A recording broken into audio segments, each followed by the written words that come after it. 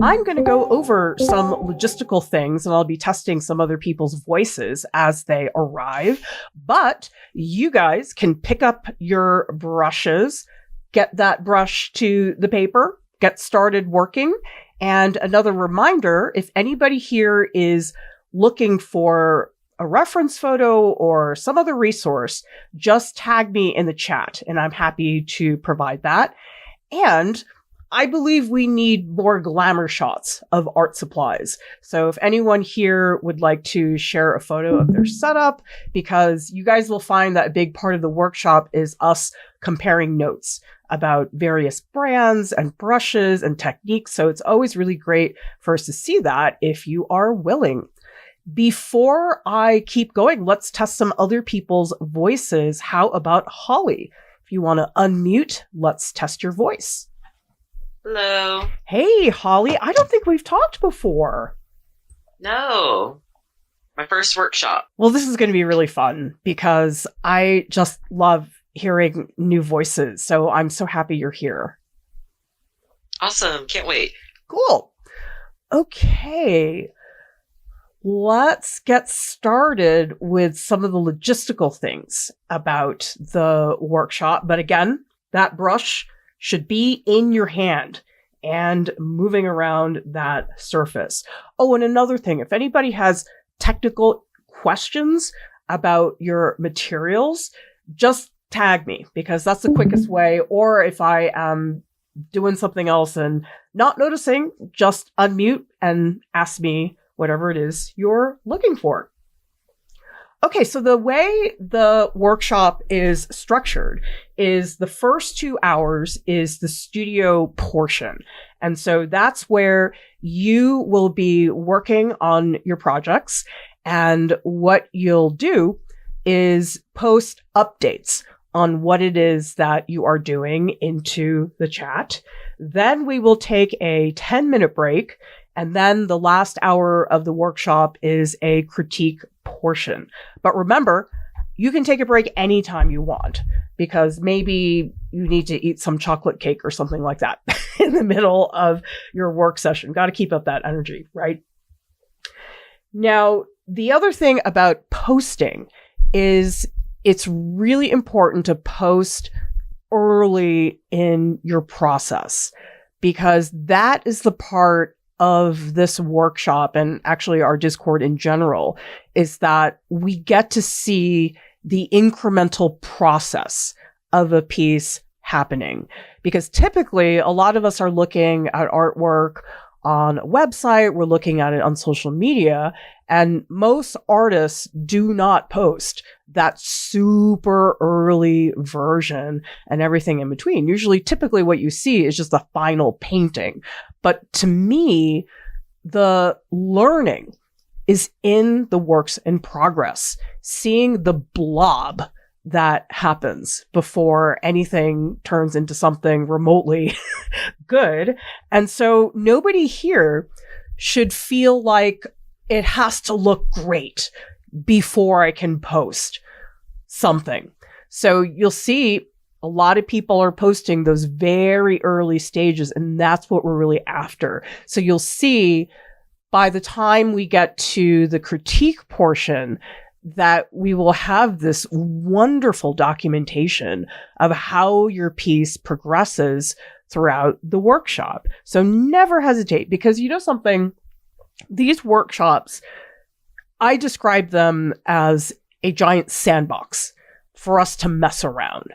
And that if you approach the workshop in terms of, oh, I need to make an amazing portfolio piece that's super polished and finished, I think that's not a great way to use the workshop time, because what you'll find is that it really is about the conversations that we have with each other and with me, and about trying something you ordinarily would not do on your own.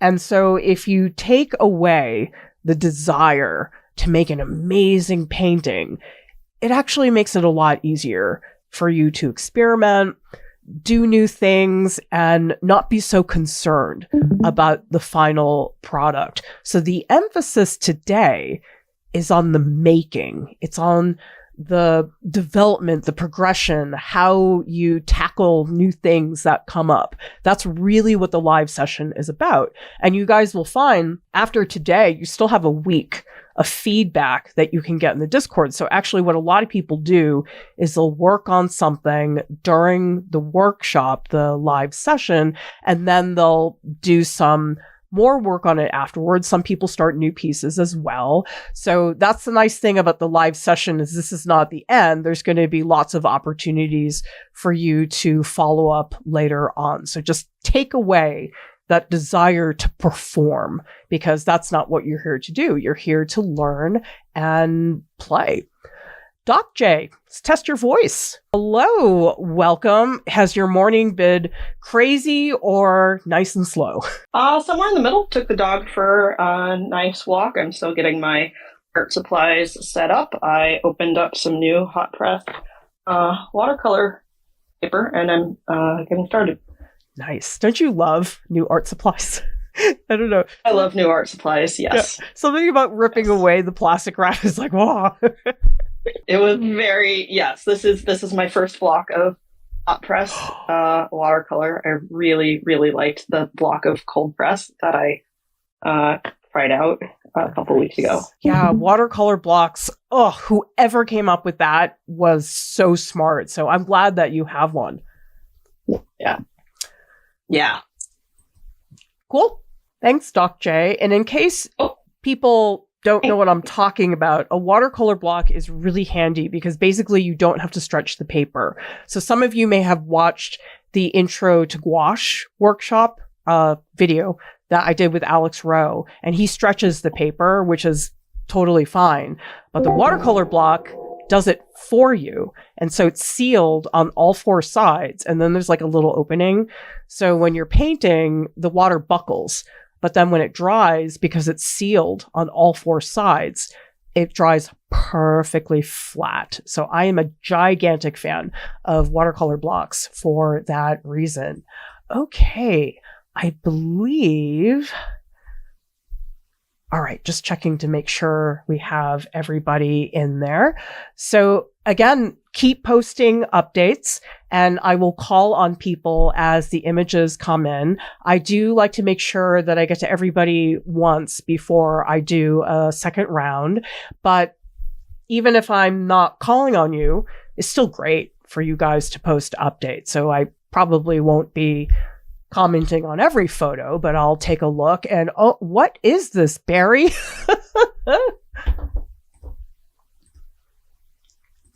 Oh, it's the best tool for opening the caps on the gouache where the cap is stuck on there. Where did you get this? Actually, I got it at, I think, Jerry's Artorama.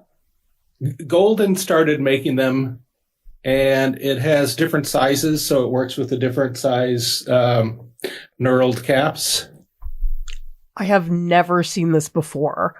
That is so cool. Does it actually much work? better than pliers. Yeah. It works great. Better than pliers. I have a friend who paints a lot in gouache, and what she would do is just take an X-Acto knife and she'd cut like little openings into the tubes like gouache surgery. Don't want to have to resort to do that. Yeah. But that's great. I mean, I learned so much about tools from people here. So thanks for sharing that, Barry. Okay. How about let's chat with Nancy. You have done some homework. Tell me what you're doing.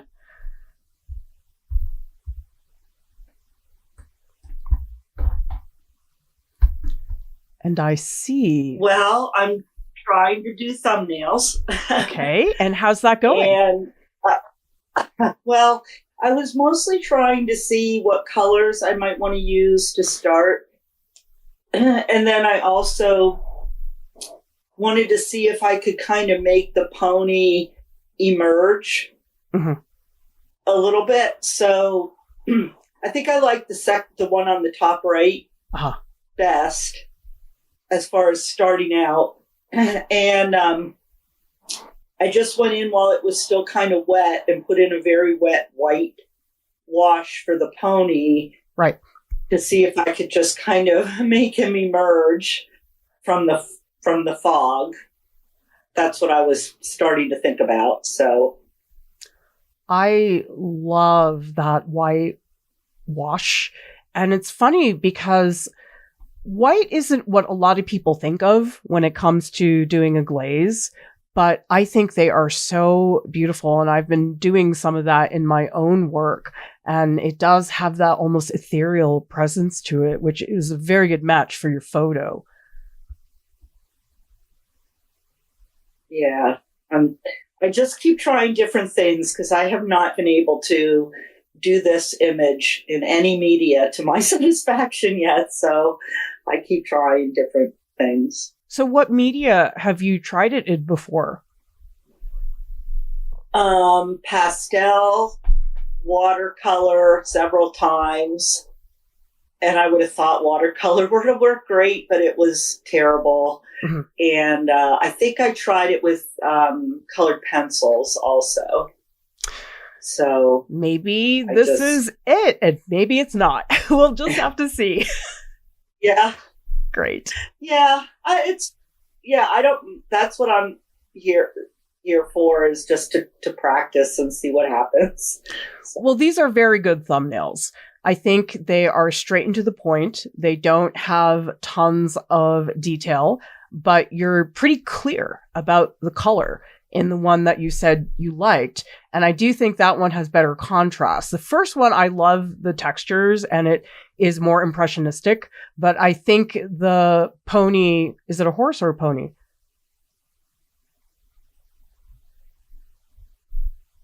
Anyway, it's a little bit harder to see. So your value range is better in the other one. And also having the sky and the grass being very visibly different colors, the purple and the green, I think is also working quite well. So yeah, great start, and we'll see where you go. Thank you. Yep. Okay, Ariel, you did some work today with that tape. How did you do that? That's a lot of work.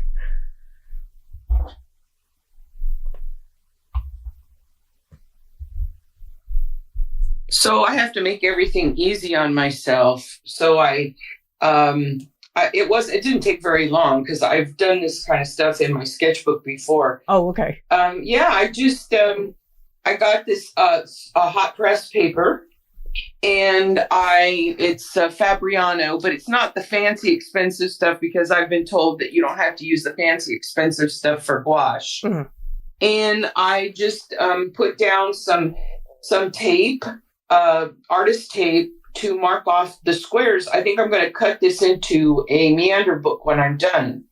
Awesome. And then I just drew some lines so that I can make it easy on myself, literally, because I happen to be one of those kind of people that, I'll worry about things and, oh my God, should I do it like this? Should I do it like that? Right. I'm going to post this picture that I just took because I've started filling one of them in, and you can kind of see, I'm not filling them in. This is just for inspiration. Okay. So I can go outside the lines if I want, and I can turn this into something else. So these are just sort of little intuitive abstract backgrounds that I will probably put something over. And just for the other students in the class, one of the things I'm doing right now, because I'm trying to learn to blend gouache, to blend the colors. Yeah. And blending gouache is really hard. And for me, mm-hmm. And I found, like right now when I'm doing this, is that I found that I'm taking a dry brush, and I forgot how fast gouache dries. I'm using traditional gouache. It's handy. Yeah. And so, yes, it is. And so I'm finding that I use this dry brush with a soft brush, and I've been sort of able to blend it. So that's kind of what I'm practicing with right now. I want to post this picture, but, as always, technical mm-hmm. stuff. Okay, so here we go. All right, so this is one of the squares. It's not real smooth, I hope it posted. Yep. Let me see. Did it post? I Yes, it see did. It's not real smooth, but it's getting there, and I don't need to fuss with it too much because I'm just playing. Yes. So one recommendation I would make before you jump into the other paintings is I would take an eraser and erase down some of your pencil lines so that they are not so prominent. It'll be easier for you to cover them with the gouache. Now, I can do that. I got it. Option for a blending is, in addition to the soft brush, if you get a slightly damp paper towel or even a sponge, that can help you go in and you just sort of massage one color into another. So that's another way you could try the blending. Oh, that's a great idea. Thank you so much. Yeah, I have a kneaded eraser right now in my hand. I'm going to take those lines down. Thank you. Awesome. Thanks, Ariel. All right. Lots of great activity happening in the chat. And Holly, that would be a great reference. What are you thinking, Holly?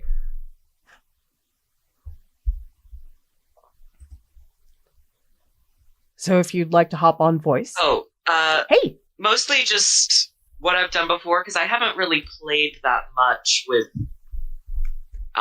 gouache, to be fair, and I just really like doing like birds and things like that. So I think it would be a nice study, basically. Yeah, I'm just popping up some of your other work because I didn't have time to get in and give you some feedback. So I just love to hear a little bit about what you're looking to do and what are some things that maybe you want to work on. I think detail is something that I don't really pay attention to that much. Mm-hmm. I usually don't spend that long on paintings, so I'm hoping to like really get into the nitty gritty, I guess, of like the skin and, pay attention to like exactly where each feather is, besides just like guessing, which is what I normally do, as I just do, there's feathers, I'm just going to do feathers, Now I'm noticing the one with the ram, is there like colored pencil on top of that? Yeah, that was colored pencils over top of, I think it was watercolor first and then gouache and then colored pencil. I mean, that's a great way to get more texture and also detail, because naturally the pencil is a lot easier to do that. But it sounds like you're looking to do detail with the gouache. Yeah, like if you see the last turkey vulture that I did, that's the most recent one. Okay. I really didn't spend that much time on it, and I hardly even did the feathers, So I'm just hoping to just get into like the detail. Great. I guess. So one thing that I like to say about detail is that you don't need it everywhere. You just need it in a couple of key spots, because, and I totally do this myself, is once I've decided I want to go in and do detail, I just go on automatic pilot and I just put it everywhere. But one of the things I like about this turkey vulture is that you have these sort of sinewy wrinkles in the head. You have these coarser feathers in the back, but I love this like big chunk of black at the bottom, because that's a nice bold shape.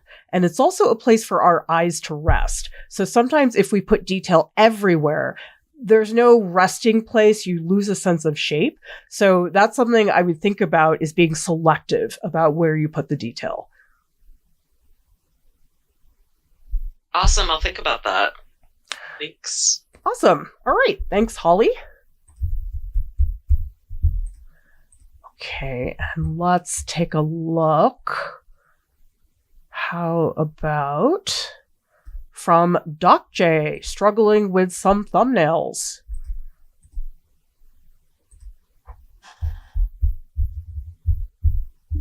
Yeah, you talk a lot about, posting works in progress. So it's a little embarrassed to share it publicly, but yeah, this is where I'm at.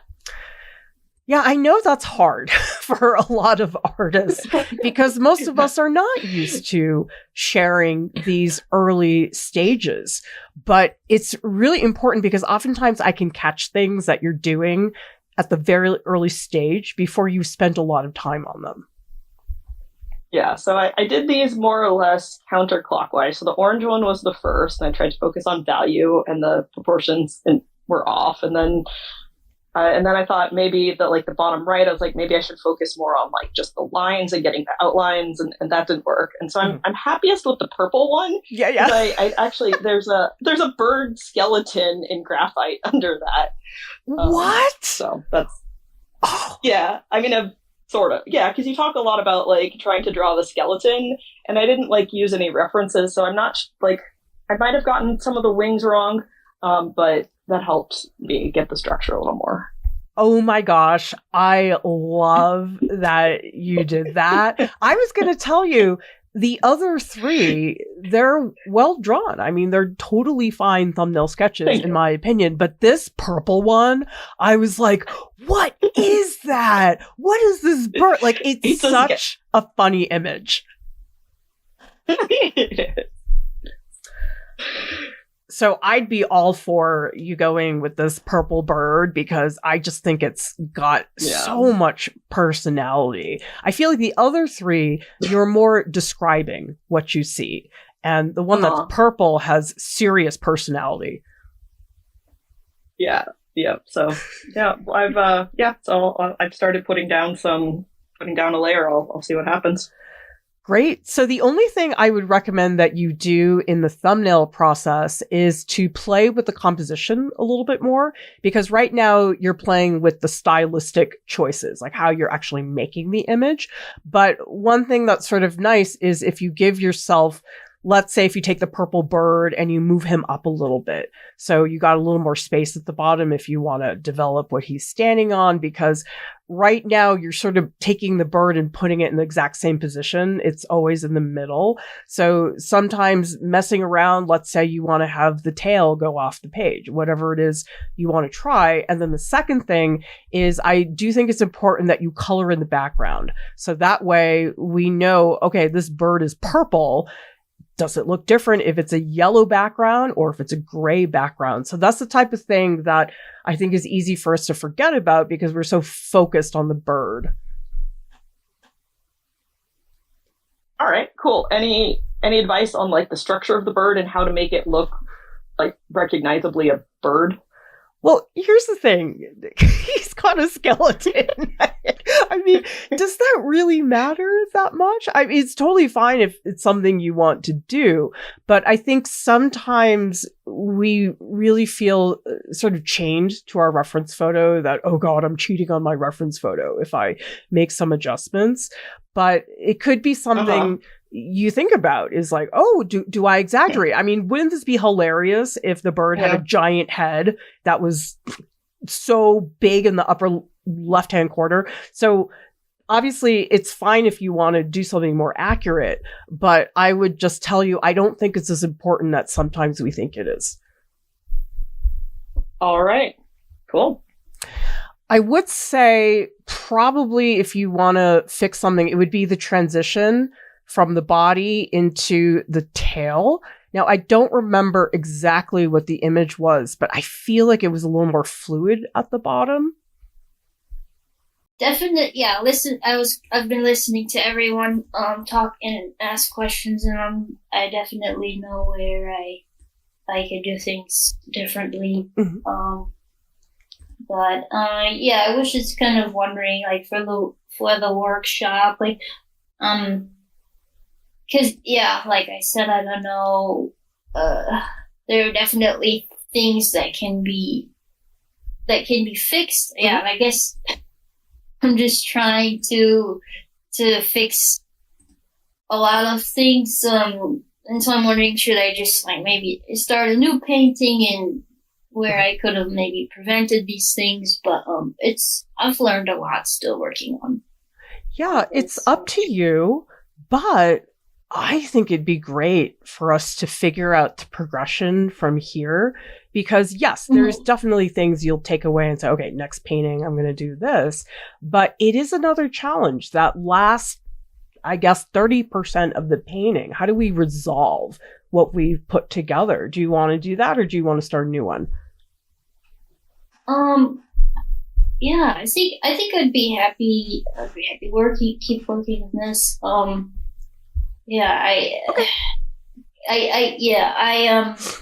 I definitely do want to work on more of these like beginning stages with underpaintings, but I'm fine. Yeah, I'll keep, because I'm really slow. I mean, this is taking me. Yeah. I work really slowly, so I probably will work on this for a good long while.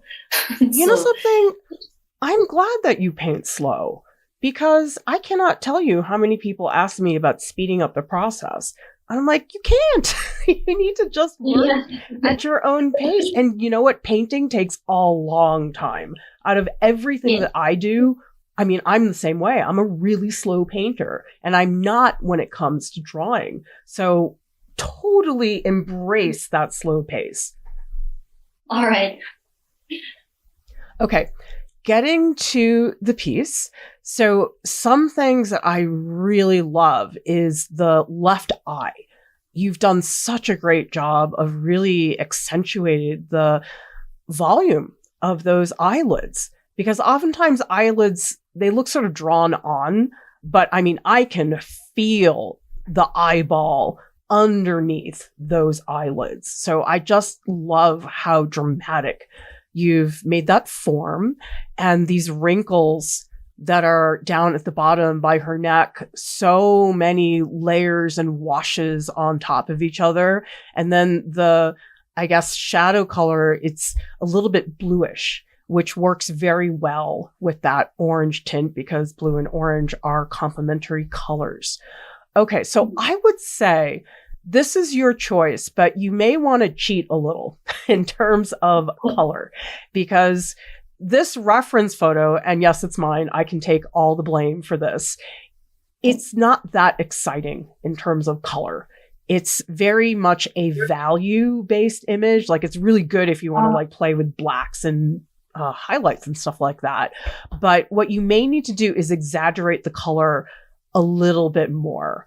So, for example, making the image a little bit brighter, because right now the image is mostly about value, which, yes, blame it on the photo, absolutely. But I do think that I feel like it's the same peach in most of the areas. And I think it'd be nice if we picked a couple spots for some pinks that are a little bit more saturated, because otherwise it's going to have this washy grayish look. And I think if we just pump up a couple key spots with brighter colors, that would help. Okay. So that's where you have to exaggerate things, make things brighter than they actually are. Yeah. And that is something I do a lot. And I do it a lot in figure drawing, because in figure drawing, when I exaggerate, I usually end up with something that's just about right. But if I try to draw the pose accurately, it's actually quite difficult, and I end up with figures that look stiffer. So what I'm doing for you right now is I just threw the reference photo into Photoshop, and I'm not arguing at all that you need to paint her like this, because she looks very orange. But the point is, you can look at this and pick a few spots. Like, for example, the nose. That's probably an area that could use some brighter, more intense oranges, probably down here in the neck as well. So just pick a few, don't do everything, but that could be a way to beef up the color. Okay, yeah. I think, yeah, I definitely did in the original reference photo, I did notice the brightness of these nostrils, I think. Yeah, just I was a little afraid to push things, I think, but I can definitely do that at this stage. It's hard to use saturated colors, and I was terrified of them for so long. But I think what's helped me is to realize that I can use them in small quantities, because I'm not a person that paints super bright colors like Lauren does. And so I think for me, I felt like, oh, I have to put it everywhere, but you don't. You just put it in a couple key spots. Okay. Yeah. Great. Can do that. All right. Thank you. Background. And let's see what else people are doing. And awesome for everybody to keep posting those very, very early stages. We want to see where that was. Okay, so let's take a look at Jennifer. We have the beginnings of a cat. Tell me what you're thinking.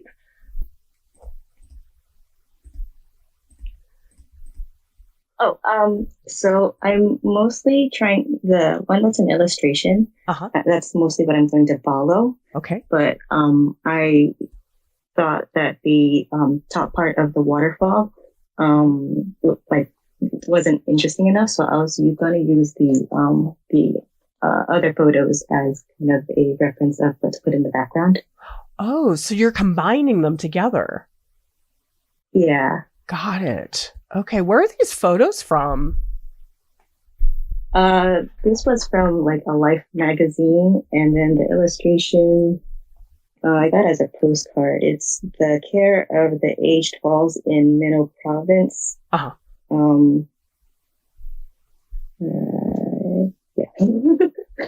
Nice. Okay, so that's a great challenge to give yourself, to combine multiple images. I think it's a really excellent skill to have.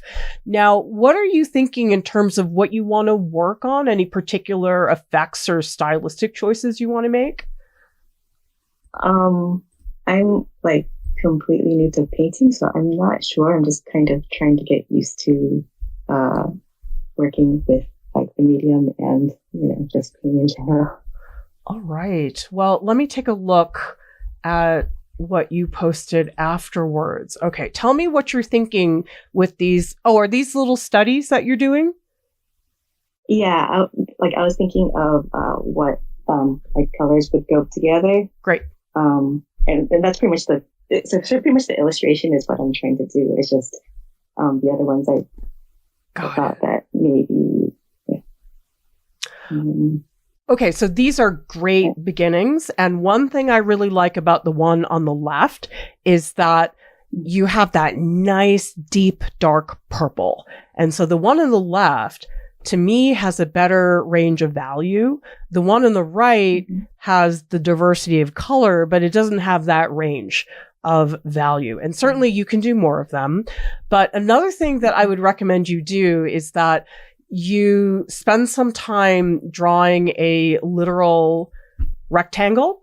So that way you're more painting rather, a chunk of color. Because right now you've got these beautiful brushstrokes, which I think are working great.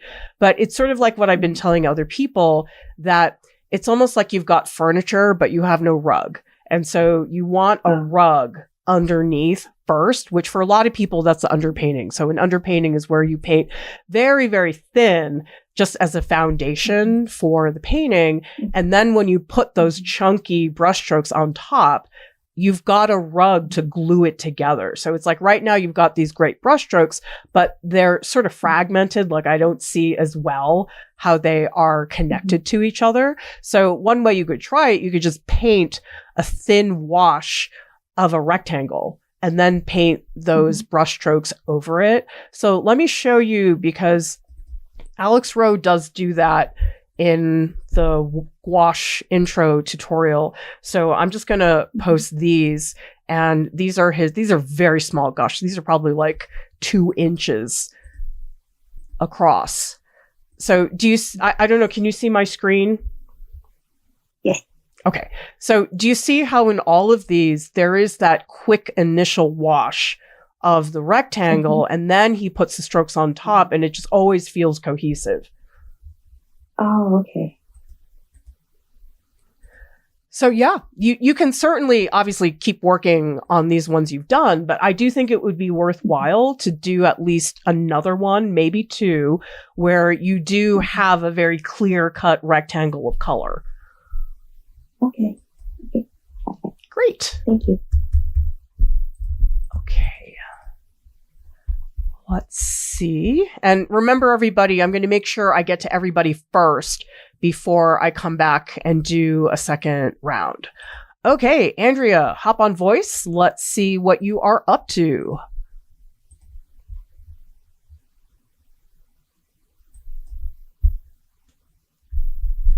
Looks like we've got some painting studies to look at. And you have a very dramatic reference photo, which is great for value. Hi. Hey, Andrea. So what are you thinking today? Well, I decided to pick a landscape, as you can see, and I was inspired by the photo or the work you showed of the very muted colors, helping make the very bright, almost neon-like colors, but without using neon paint. Yeah.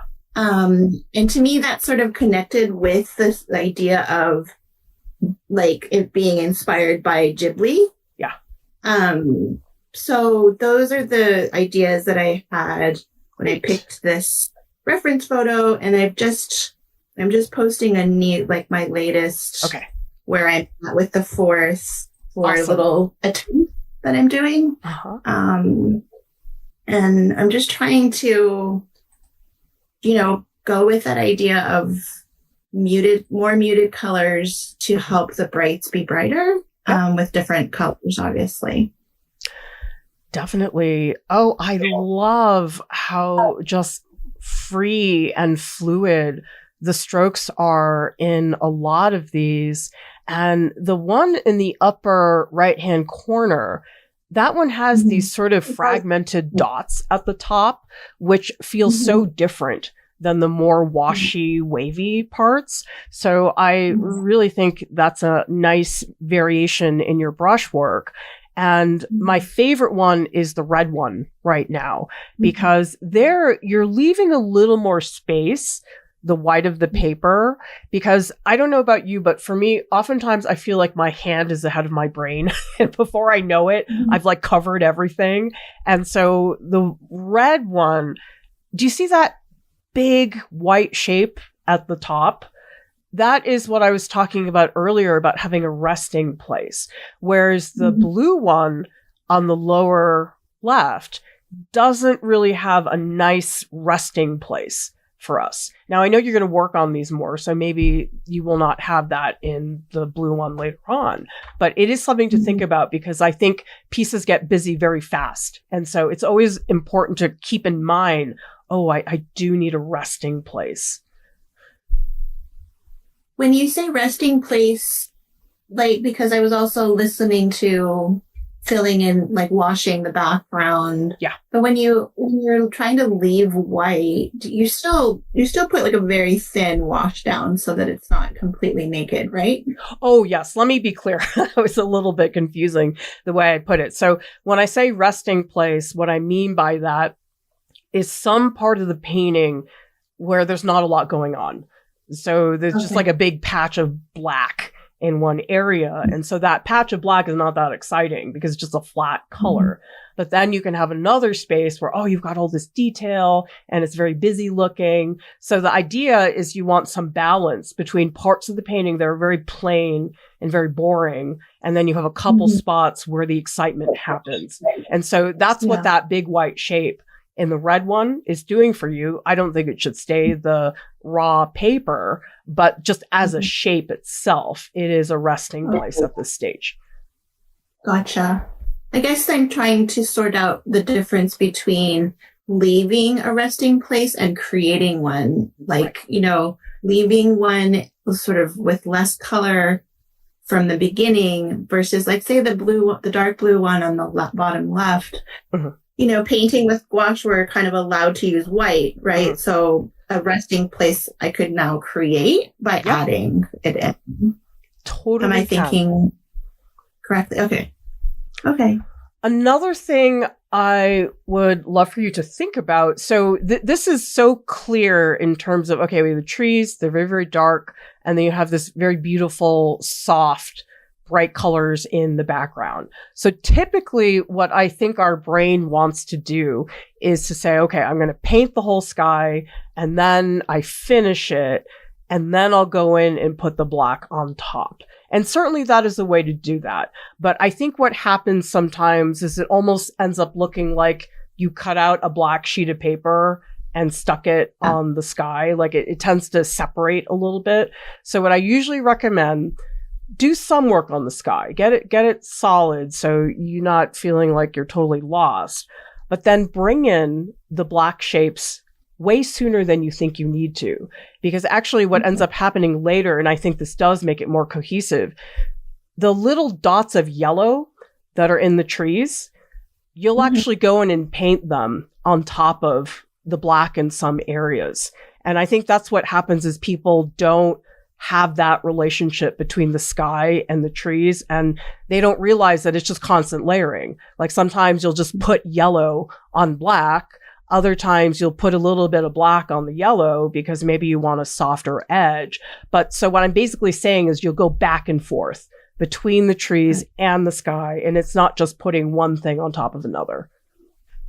Okay, and then just watching to control the wetness and the dryness so that Yeah. Is that something that is tricky for you at times? Yes, for sure. Even though gouache dries fairly quick, it's like when I think about the relationship between the black of the trees and the back of the sky, I know that I'm like, okay, how do I not make that bloom together? Like mix up together. Yeah. One thing that I would keep in mind across the board in just everything that you do, our paintings are far more fixable than we think they are. Like, have you ever gotten to a point in a painting where you're like, oh God, I can't fix this. This is forever. It's the apocalypse. Yes. Okay. I have been through multiple apocalypses, and in the context of painting, there is something on the other side. Maybe if you're in a zombie movie, no. But here, you really do. And especially with gouache, because it's opaque and you can just keep painting one thing on top of another. You have to look at it as a flexible material, because if we see every brushstroke as Ragnarok, that's not a good place. You feel stuck, you feel sort of helpless. And so we have to sort of get in the mindset that, oh God, I messed that up. Oh, okay, let's fix it. That's more the mindset, because I think the sort of doom and gloom thing is not fun for anybody. And I have done ridiculous things to change paintings in the past. And sure, it's time consuming, but it's possible. Okay, cool. All right. Thank you very much. Great. Okay. Let's see what else is going. And by the way, everybody, if you have not posted something yet, please get that into the chat so I can take a look at what you're working on. Okay, so Barry, let's talk about your title pool.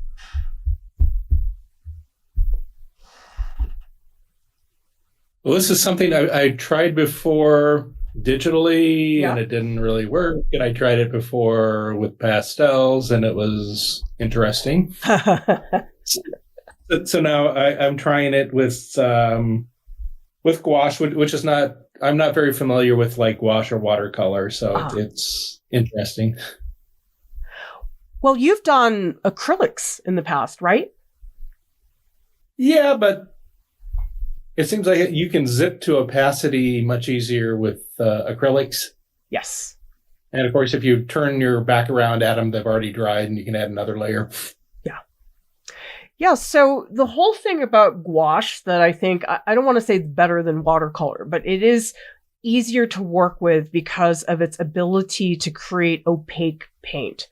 And the opaque paint is very important because I think gouache paintings that have more depth are ones that really take advantage of transparency and opacity. So, for example, is that like a sea urchin in the middle? He's pretty funny looking.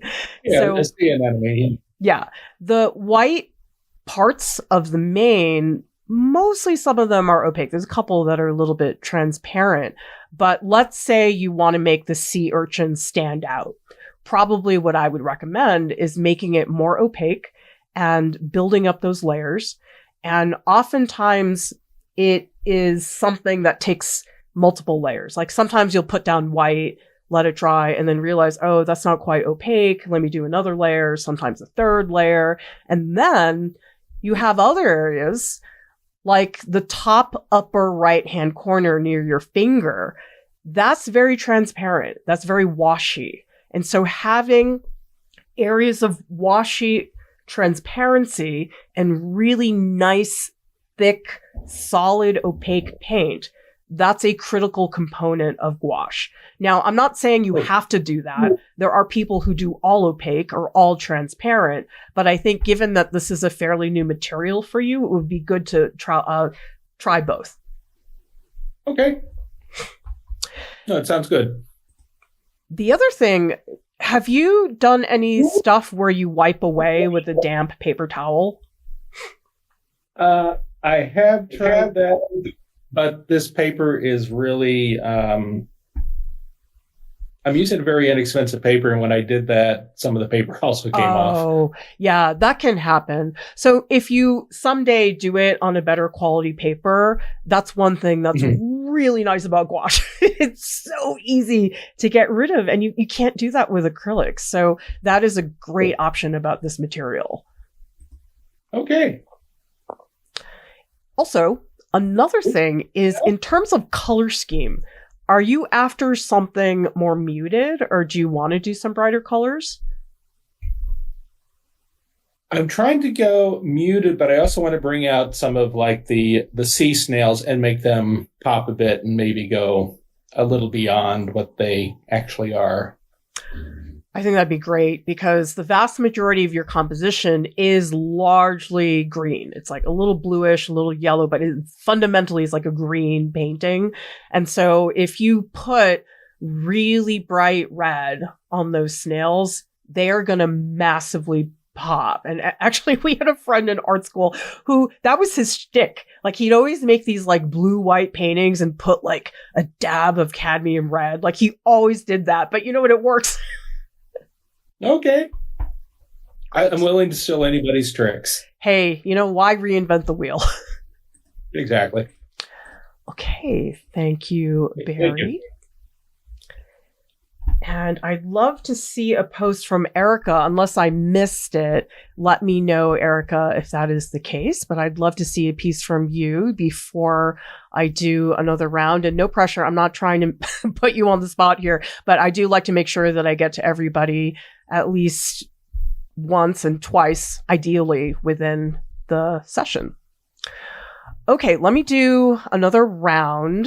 Let's come back to what people are doing. Oh, Holly, let's see how this chicken is doing.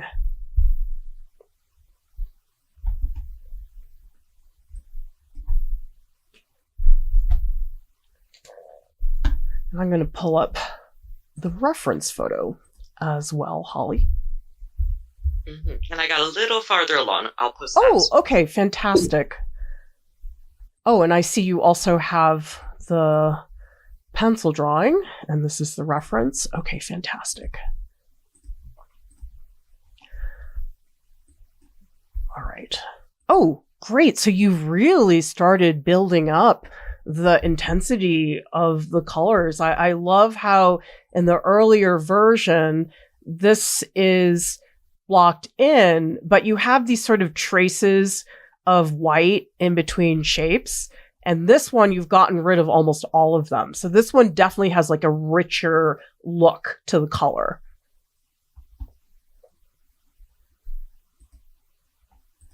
So I'm curious, Holly, is there a particular mood or look you would like this painting to have ultimately?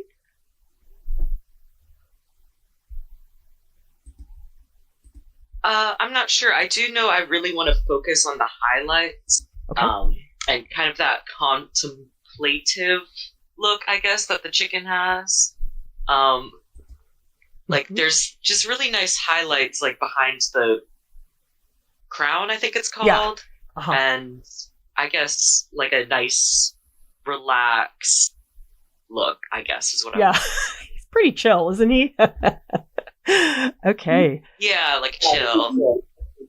So I think this is great that you're thinking about lighting because that is one way to get a lot of drama. But I will say that the lighting, the intense lighting, it's a little limited because, as you say, it's mostly in the crown. There's a little bit on the feathers on the lower right-hand corner. So what I do sometimes when the piece is sort of lacking in that way is I'll make the highlights. Sometimes I'll just make them bigger, or maybe I might make the crown a little bit more plump so there's more space for the highlights. So you don't have to do that, but I can tell you it's extremely rare that a reference photo gives me everything I need, and I oftentimes do have to exaggerate things. Yeah, I see there's a little highlight like behind the head, I guess it is. So maybe I'll focus a bit more on that. Yeah, that will definitely help contextualize things. And actually, I just realized this. Okay, so we have the yellowish highlight on the right. But you know what we have on the left? We have a bluish highlight. It's very minor. It's not that dramatic. But do you see on the left side of the feathers, like right underneath the big orange red circle, do you see this like little bit of like lighter blue? Yeah. Just a little bit. Same thing with the beak. Do you see how the beak has that same light blue highlight? So actually, this image has two light sources. Now, neither of them are that dramatic, but it is a really cool lighting situation if you think about it. Yeah, I think that'll come across really nicely. Yeah, because I think it's easy to look at the feathers and go, oh, it's all black. But the fact that you really notice that is incredibly helpful, because lighting is where it's at. People tell me that they want to make things three-dimensional, and I say it's all in the lighting. If you don't have good lighting, it's like you're already shooting yourself in the foot. Yeah. I did spend some time. I looked through. I think this is one of yours from like Flickr. So I looked at like all the chickens. Seems like very dynamic in a way, gosh. You know. They're so weird looking. The way they move around is so funny. Yeah. Okay, so I think next step would be to start to get into those feathers. And it's not important that you make every feather, but it is important to look at the direction of the feathers. So you see by the eye, they're very short and sort of spiky. And then by the time you get to the bottom, they're wider, they're a little bit lighter. So really paying attention to that direction. I think sometimes we feel like we have to paint every feather, but we definitely do not. Well, awesome. Thank you. Great. Okay. Let's see. How about, okay, Paintaliano. Let's see what you're working on. Hello. Okay. So how is this going so far? It's going. I'm challenging myself to hold the brush further back on the handle, because I typically end up trying to like draw my paintings. So I'm trying to stay a little looser, but I think it's coming. I'm having better luck with layering, giving myself some patience there. Do you think it's just that you're impatient? Because I am impatient. I am super impatient. Do you think it's just because you want to have some validation that the painting isn't going to be terrible? I think my ideas get ahead of of the timeline of the painting. So like I have an idea of how I want it to finish. So instead of like sitting through the mucky parts, I'm like, well, if I just did this, and it's like, if you just let the paint dry first. So forcing myself to sort of look at it from afar. I mean, I think it's extremely important that you know this about yourself, because I think we all have tendencies. And I find that I'm constantly reminding myself, like, Clara, don't do that. You know, you always do that and get in trouble, you know, like that type of thing. So I understand that. But I think maybe if there's a way for you to, and you're not going to do it here today, but do you ever listen to stuff when you're painting? I do. Okay, so what are you listening to? Just music or whatever? Music, podcasts, kind of all over the map, depending on what I'm in the mood for. Okay. So the reason I'm asking that is because sometimes it's a really good distraction, like mild distraction, because I know if I didn't listen to something, I would just pick at my painting all day long. So sometimes it's about sort of removing your brain a little bit so you're not judging, because I think that's what's happening, is that you're looking at the image and you're judging it as you work. You're saying, well, I don't know if this is what you're saying, but in my head, I'm going, is it good? Oh, did I mess that up? And once you go down that rabbit hole, it's all over. And so usually what I do, I just sort of mindlessly paint and then I look at it later. Because inevitably, if you're just judging yourself every minute of the way, of course you're going to be miserable. Yeah, that having all the conversation going on in the background and being able to kind of look up at other people's paintings just to get fresh eyes looking at it, and even just taking the picture has been helpful, because it's like, oh wait, that's working better than I think it did. Yeah, so part of it is just to be a little bit less tough on yourself, because I find that if I just think about like, ooh, that feels good in my brush, you know, like whatever it is that you can think about is really helpful. Now, the other thing about the brush, so I just quickly shot these photos. So typically a lot of us will use the brush sort of like the way we would hold a pencil, but this is what I do. I don't know how far up you're doing it, but I actually take my brush and I don't hold it like a pencil at all. I hold it on the very end. And this is extremely uncomfortable at first because it's like, I have no control. But it's a great way to loosen up if you want to try something. That's how I'm working with it today. Okay, great. It is a true challenge. I'm enjoying it. It's really hard. Okay, so let's look at your painting. How is it going? Are there particular things that you want to improve? I'm sort of building up the clouds right now, and I've been going from working really dark and really light, and now I'm trying to kind of bridge them together, okay, while preserving some texture. And I'm really working more on the feeling from the reference than trying to. Normally, I try and read, and I'm just trying to let them guide a feeling for the painting rather than be a carbon copy. Yes. One thing that I think is fantastic is the variety of your brushwork and how conscious you are of the direction. So for example, if I look at the very bottom, the way you've really captured that diagonal movement going across, the tilt of the clouds, even some of the trees have this sort of sway to them. So I think the variety of brushwork is really fantastic.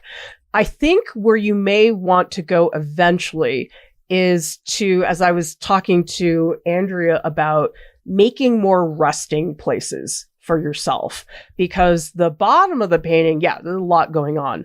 But do you see the upper right-hand corner? I mean, that's like what, a good quarter of the painting is actually pretty plain.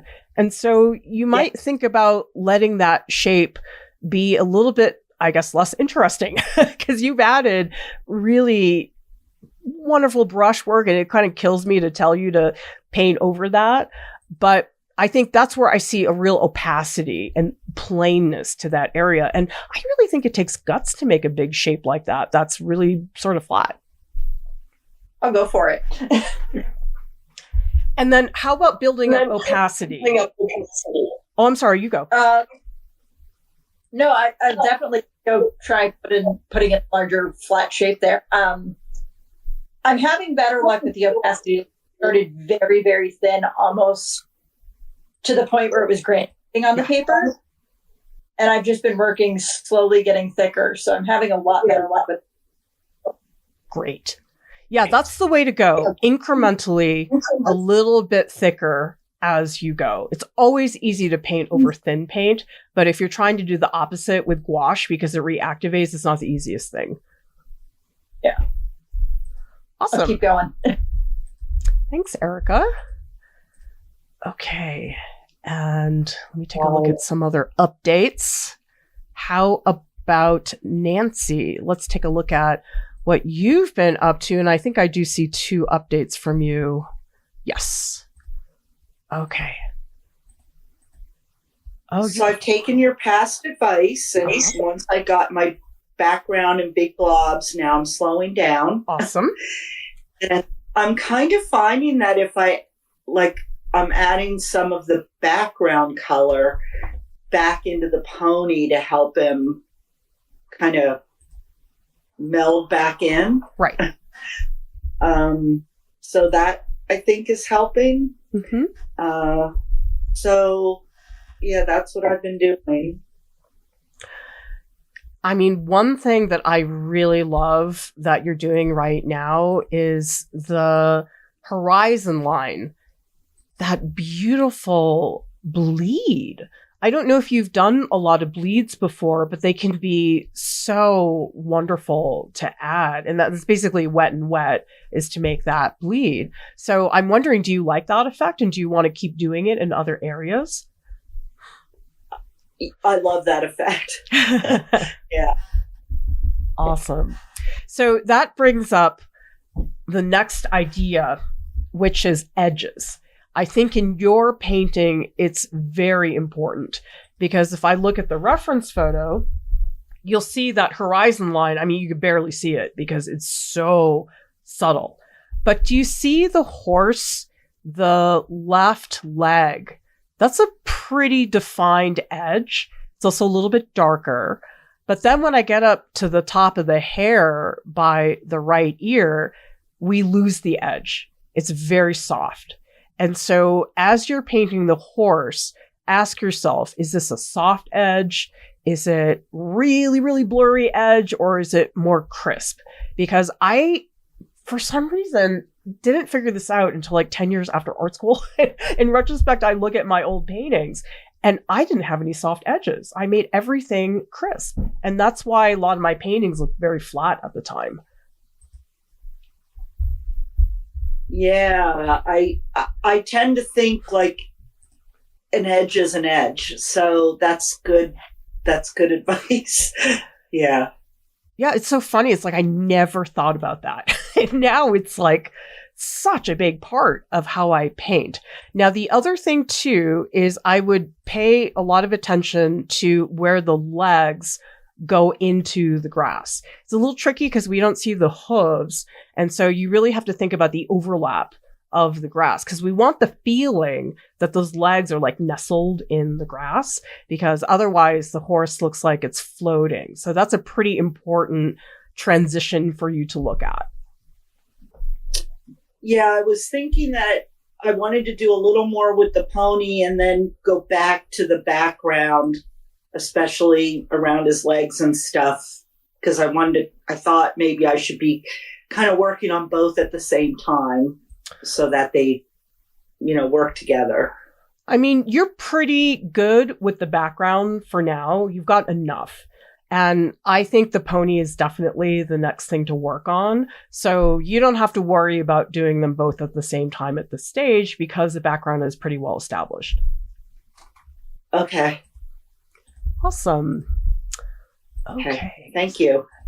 So fun to see everybody's progress. I mean, we've only been working for like an hour and 15 minutes and people are already getting some great results. Okay, Ariel, let's see how this is so fun. Love these shapes.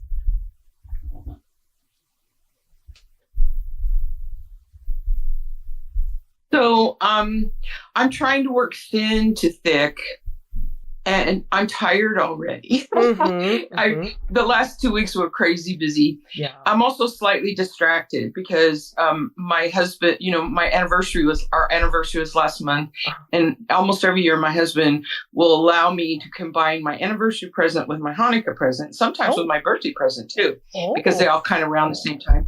So I have a brand new iPad mini with with an Apple Pencil Pro sitting out there for me. Okay. And I'm going to do my little UFO sketches on it. Nice. I have it all set up. So like even if I'm tired, I could even be in bed and sketch my UFOs on my little mini. That's great. So I'm a little distracted because I'm thinking about that.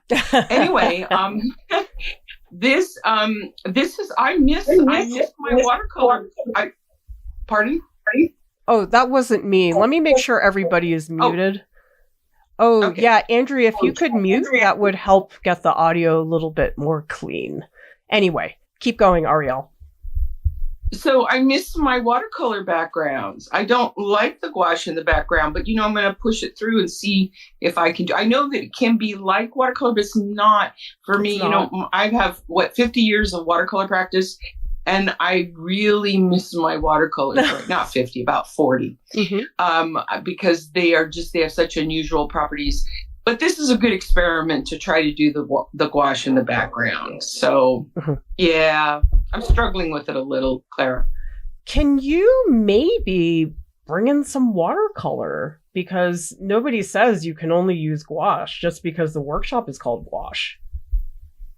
Yeah, well, the watercolor, I'm trying to do it this time to just see what will happen. You remember, I sort of had a workflow that was going very well with watercolor in the background and then the gouache in the foreground or on top. And you remember I submitted a couple of the paintings for before the workshop, and I really love that method, but I really think I just want to try this. Mostly in the past I've used when I'm not using watercolor, I use the poster method, what they call the poster method for gouache, where you just put opaque layers on top of opaque layers and around them, kind of like that. Remember those old travel posters from the 50s and 60s? Yes. Those were originally done with gouache. Yeah, the if they weren't WPA posters? Yeah, they were done in gouache. Oh, I believe it. So I do like that method. I really do. But I think I just want to try it. I want to see how I can do on this. And I'm enjoying playing with the brush strokes too. I really like the one on the bottom row that has that like yellow path going through that. Yeah, it's like that round, really cool, isn't it? Yeah, the round blue brush strokes. I mean, they have a lot of volume, and it's so small. It's just a couple brush strokes, but I feel the volume in there. Yeah. So for this class, I think I'm just going to keep doing this, and then I can always go back to my other workflow. That was working out nice, but it's good to stretch ourselves, I think. It is. And you're right about gouache and watercolor, because it's easy to say, oh, well, I can water down gouache. It'll look like watercolor. And it can. But watercolor has this magical flow that you can't get. It really does. And like Barry, this is not the best paper, and what he's saying is true. If I wipe stuff on this, the paper's going to come up, and I don't want to do that. Now I wish I had the Arches block, which I have one. I just didn't. It was small, so I went with this instead. But this is so it is challenging, but I think it's good to try it just to see what will happen. With it, and trailing off now. Sorry, I'm just very tired today. That's fine. Don't worry. I know, but I tried so hard to get everything ready for this class and be perky. I mean, you're doing the best you can, and perky isn't always the best way to go. Sometimes I'm in a really rotten mood in the morning and somebody's perky. I'm like, screw you. Yeah, I have that happen sometimes. I do. But actually, I'm very cheerful today, all things considered, because I'm good. You might actually think about getting a damp paper towel and maybe just scrubbing down some of the gouache. Do you think that might be fun? Yeah, I could try, but like Barry, my paper's not very good. Oh, right. He mentioned it was him. Yeah, so I don't know if that's gonna work on this, but yeah, going forward, I have done that with in fact, that's one of the reasons I like the watercolor grounds that I was using on the panels. Oh yeah, because the wood and the ground was so firm that I could completely erase areas and redo them if I wanted. Nice. All right, thank you, Ariel. Thanks. And by the way, everybody, I just want to post this image because this is watercolor, but it's sort of the same idea.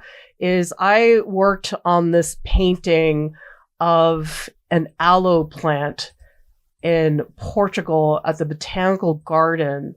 And what I did is I painted too much.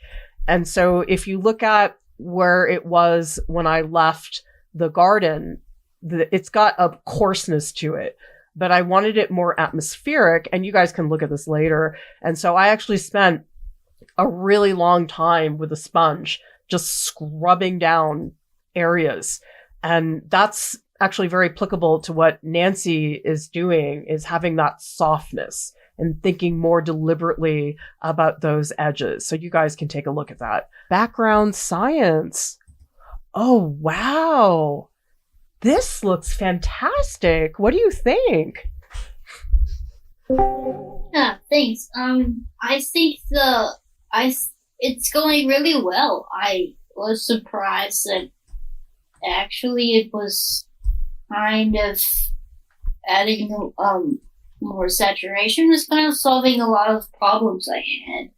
That's great. Where I just felt like I kept throwing more paint, like it's something, it just doesn't seem to work. So it actually ended up like the chin area was kind of bothering me a bit, because I had something really really kind of dark blue under there that just was looking kind of gunky, but I think adding some oranges kind of helping, yeah. Like, I think it's adding so much depth to the face.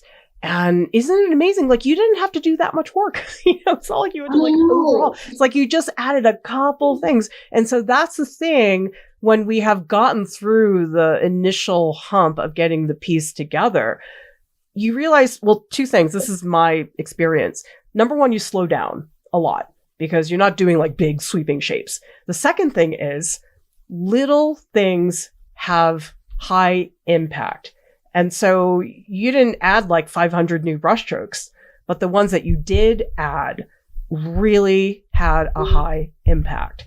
And that's really nice to see, because I think sometimes at the second half of the painting, we feel like we should be working so hard and changing. It's like, no, you've done the hard work.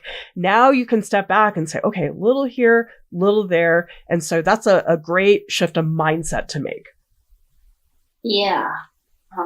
And it's starting to kind of make more sense. Everything's starting to come together. I think getting out of this kind of like pink, also pink purple color, like, really, it even gives me a new perspective to kind of, use a little more orange. Yeah. So I would say you can keep doing more. And maybe now that you've seen that it is working really well, you can be a little bit bolder about it. I think initially when we try something, we have to take little baby steps. But I mean, we've got the validation. We know that it's going to work well. Now, the other thing I think would be good to work on, because the painting is still fairly washy, I think it'd be really great. Do you see the highlights that are like on the right side underneath the mouth? And maybe on the cheekbone as well, is to get like nice opaque highlights. Because that's in general, if you go to a museum and you look at a lot of paintings, I mean, you wouldn't know this unless you were looking for it, but it's very apparent in an Edward Hopper painting, and I'll post that in a minute, is when I saw his paintings in person, the highlights are so thick. Like, I couldn't believe that. And then some of his shadows are like washes. And if you think about it, it makes sense, because the highlights you want to call attention to, those shadows in the background, you don't want those to pop. So I think it'd be fun for you to experiment with some like nice opaque highlights. Yeah. So I'm wondering if, so you have like white, and then how can you kind of mix it without making some kind of like an Easter egg type of color? Is it just like a lot of white, or maybe a little gray? Well, typically what I do, anytime I'm adding a super bright highlight like that, I never use straight white, because straight white has a real chalkiness to it, which tends to look a little bit dull.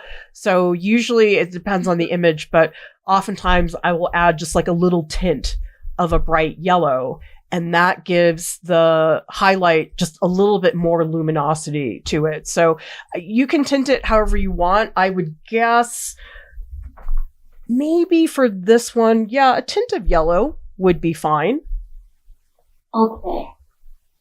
All right. So I just brought up, can you see my screen? If you click on the red button next to my name, it says live. If you click on that, you should see my screen. Okay. Yes, I see it. Okay, so do you see the Edward Hopper painting? Yes. Okay. Look at how thin the dark marks are. I mean, they look super sketchy and almost unfinished. Do you see the yellow in that window? Like, it's bright, like it's glowing. And it's because that paint is so thick. Yeah, and the dress, the pink dress, and her skin, yeah. Yeah. Cool. All right. We'll see how that goes. All right. Thank you. Yeah. Okay. Let me get to how about Nandi? What's happening? How about Doc J? Let's look at your purple bird. Yes. Yeah. So it's a little bit purple. The purple was just a picture for the purple thumbnail was like more for like value.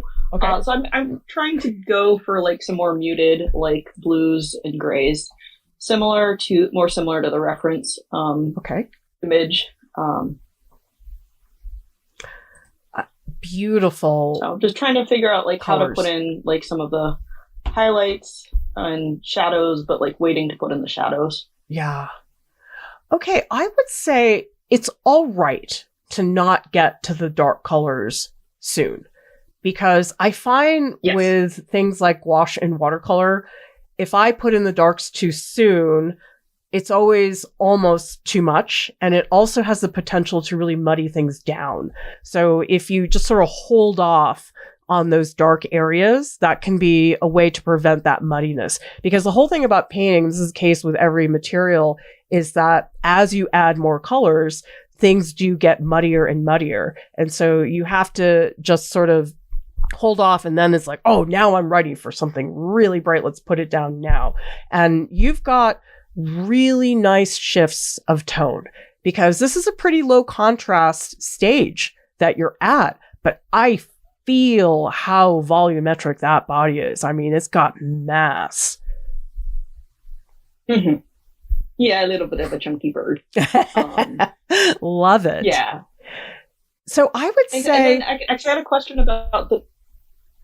Yeah, you go. The difference between gouache and watercolor. Mm-hmm. Like, say with the background, it looked more even when I put it down. And I've noticed with... or sometimes it looks less uneven, and then it turns out to be more even. Mm-hmm. But basically, I've noticed with watercolor, when you use more water, it turns out paler or lighter in value. Mm-hmm. With gouache, it seems like maybe it's not like that, and that it's the same value, just less opaque. That's something I was guessing based on my experience. I wasn't sure if that was a general principle of gouache. I mean, it depends on the color, but I think one of the reasons gouache drives me crazy is that it does dry a slightly different color. It's never exactly as you see it, like acrylic. And so that's where you have to think about it as everything you put down is a reaction to what's on the paper. Because if we try to just say, oh, I mixed these 4 colors, I'm done, it's like it looks different on the palette as it does on the canvas, because you're putting the colors in a different context. So if you think about it as just a constant sequence of tweaking, like I put down that color, oh, it's too brown. Okay, I need to tweak it like this. Because I do think sometimes people feel pressure that, okay, I got to mix the color. And oh my God, it wasn't the color. It's like when I mix, it's layering for me. So I mix on the palette, I put it on the canvas, and then I go, oh, it needs more yellow, put more yellow. And so it is a way of sort of incrementally building towards the color you ultimately want. Nice. Now, in terms of the bird at this stage, I think what would be really nice is for the feathers in the body to be, I guess, a little rounder and more organic, because right now the strokes you have, they're sort of up and down. But if I look at the reference photo, do you see all the like rounded edges of the feather, like especially towards the bottom? Oh, yeah, for sure. Yeah, I would try to get that in sooner and then keep the spikiness in the head. Okay, yeah, I wasn't sure whether to wait to put in the feathers, but I think I'll keep waiting to put in the feathers, but start adding more of the roundness. I mean, I think you can totally do that in the head. You're really ready for that. Mhm. And I think he needs some feet. Yeah, I need feet. It's like what I was just talking to Nandy about. It's like the part you really like is the bird. It's like, oh, I have to do the feet. Yes, you have to do the feet. Yeah, okay. Thank you. Great. Thank you, Doc J. Okay. And by the way, everybody, if I've already spoken to you twice, it means that I'm not going to get to you again before the critique session, because I want to make sure that I get to everybody twice if possible. Okay. How about, let's look at, I'm looking at my list. Okay. Andrea, how about you hop on voice?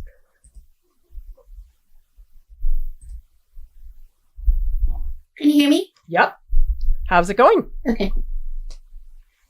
Pretty good. I tried a few things with the creating a quieter space in the blue one, and by adding some whites and lighter colors to make the dark parts pop. It is interesting working on kind of 4 at the same time. Oh, is it?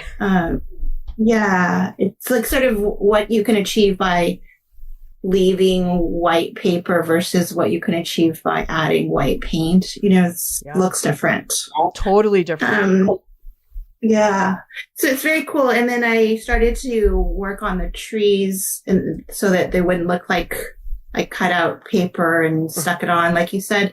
It's cool because I normally, with something like the trees, I would immediately go to my micron pens to work in that detail. So it's a good challenge to use brush to do that. I posted a new one just now. Great. So I've 2 different, like just, you know, working on different pieces and on the different thumbnails. So great. I mean, I love the brushwork in the trees. I think it is so loose, super varied. And imagine if you had done this with just straight black opaque paint. Think about how flat that would have looked. I mean, you've got so many grays. You do have one that is pretty visibly black, but you've got really excellent depth because of that variation. And it wasn't in the photo. The photo doesn't have those gray tones, but you added them, and I think it looks way better. Yeah, I was sort of, you know, you can probably see I was trying out different intensity saturation in the dark of the land in the 3. I'm not sure if I hit anything I really like, but maybe it's that I need to choose for it to actually not be completely flat, and then make some decisions about how I want it to look. I think that's what's happening. I don't really know. So, well, that's the takeaway from this. So you'll know next time, maybe that's something you want to do. And the other thing I would say, I know we don't have a huge amount of time left, but if you decide to keep working on this, I would say a little more color variation in the trees and the ground, because are you using straight black, or is this a mixed black? It is mixed with various, like the bottom left is mixed with like raw umber, and the one on the right has some purple, cobalt violet, and great. You know, so I just tried to do different shades of black. Yeah, so that's the sort of next step, is to get more variation, because it's still pretty black looking. And if you have some deeper, more saturated purples or showing a little bit more of that cobalt violet or blue. I think that would be a great thing, because right now, the thing about the blue one is the contrast is so good. Like, you've got amazing value range, but now we need to start thinking about color more so it doesn't end up looking too dull. I tried to put a little bit of yellow in. I'll keep doing that. I'm not sure about it. So I'm just, trying it out. Just dive in. Because right now I can see you're a little scared to put in the yellow. Just put it in, because if it looks terrible, we fix it. Or throw it out. Okay. Great. Okay, thank you. All right. So I would like to check in with Barry and Erica and Nutella. I think you did post something new. Oh, let's see. Sarah. Oh, you had it for mountain time. Okay. Yeah. So Sarah, you can throw something in here, and it's okay if you don't want to do anything. You just want to hang out. That's also great. Sarah, if you'd like to hop on voice, I'd love to say hello. Hi, how are you? Hey. Guess what? You are not the first person to have a time zone issue, including myself. Oh no. Well, it makes me feel better, definitely. It's so crazy here because we're actually literally raising a barn this morning, and so I was up crazy early, and then I took a nap, and I woke up with a start. I was like, wait a minute. Well, no worries. Because remember, you still have a week. So you can work on stuff and post it for some feedback, and feel free to pick my brain about anything. So maybe when we get to the critique portion, because you won't have a huge amount of stuff to show, you could just talk to people about things you're thinking about in your painting practice. That sounds great. And I'm getting so much out of the critiques that are going on right now. Oh, good. Excellent. Fun. Well, I'm glad you're here, Sarah. Thank you. Bye. Okay, let's see. So, Nutella, let's take a look at your thumbnails. Oh, cool. So how are these going, Nutella?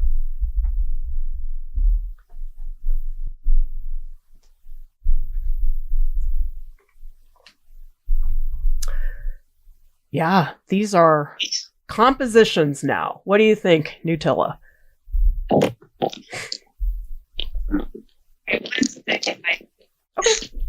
No problem. Okay, I'm sorry, go ahead. Okay. So how are these new ones going? I'm still working on another one because on the new one, the one on the right, I like the top portion of it. Okay. But I don't like the bottom portion. So I'm still trying to figure out what to do at the bottom. So what's bothering you about that area?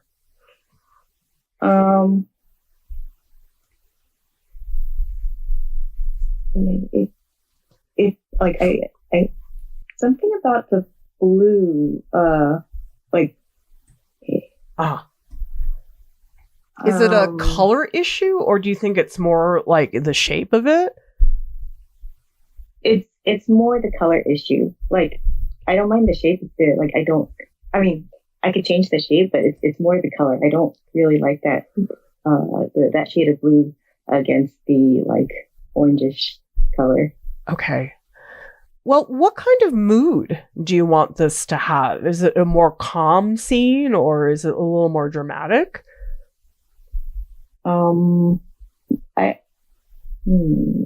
I guess more calm. Okay. So it could be a matter of taking that blue and making it more muted, because right now, in terms of the colors, the blues that you have, they're pretty high in saturation. And sometimes when you have that, because the other colors are more muted, it sort of calls too much attention to itself.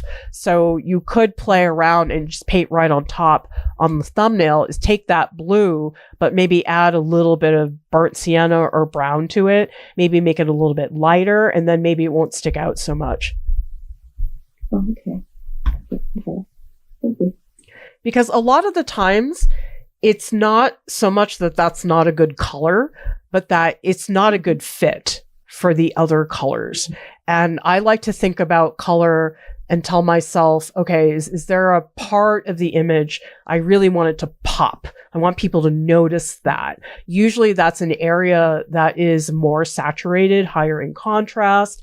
And if it's calling attention to a part of the piece that isn't that important, you want to shift that attention. Like I would guess that the waterfall is pretty important here.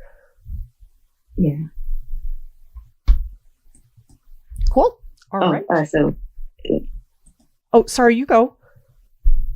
I was just saying, so since the waterfall is the most important, I probably should put more of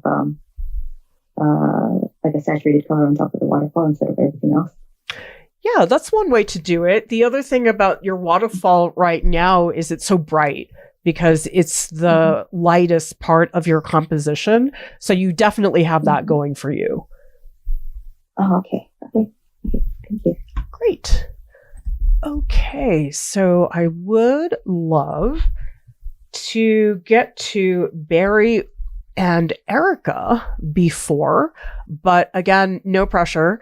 If you want to wait until the critique portion, that's fine too. Oh, Erica did post something. Okay, so, oh, wow. This is coming along. What do you think, Erica?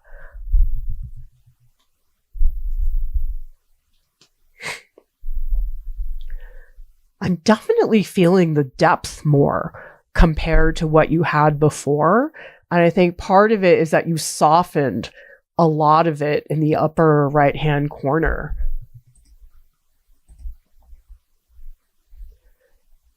And just so you know, you're still muted, Erica.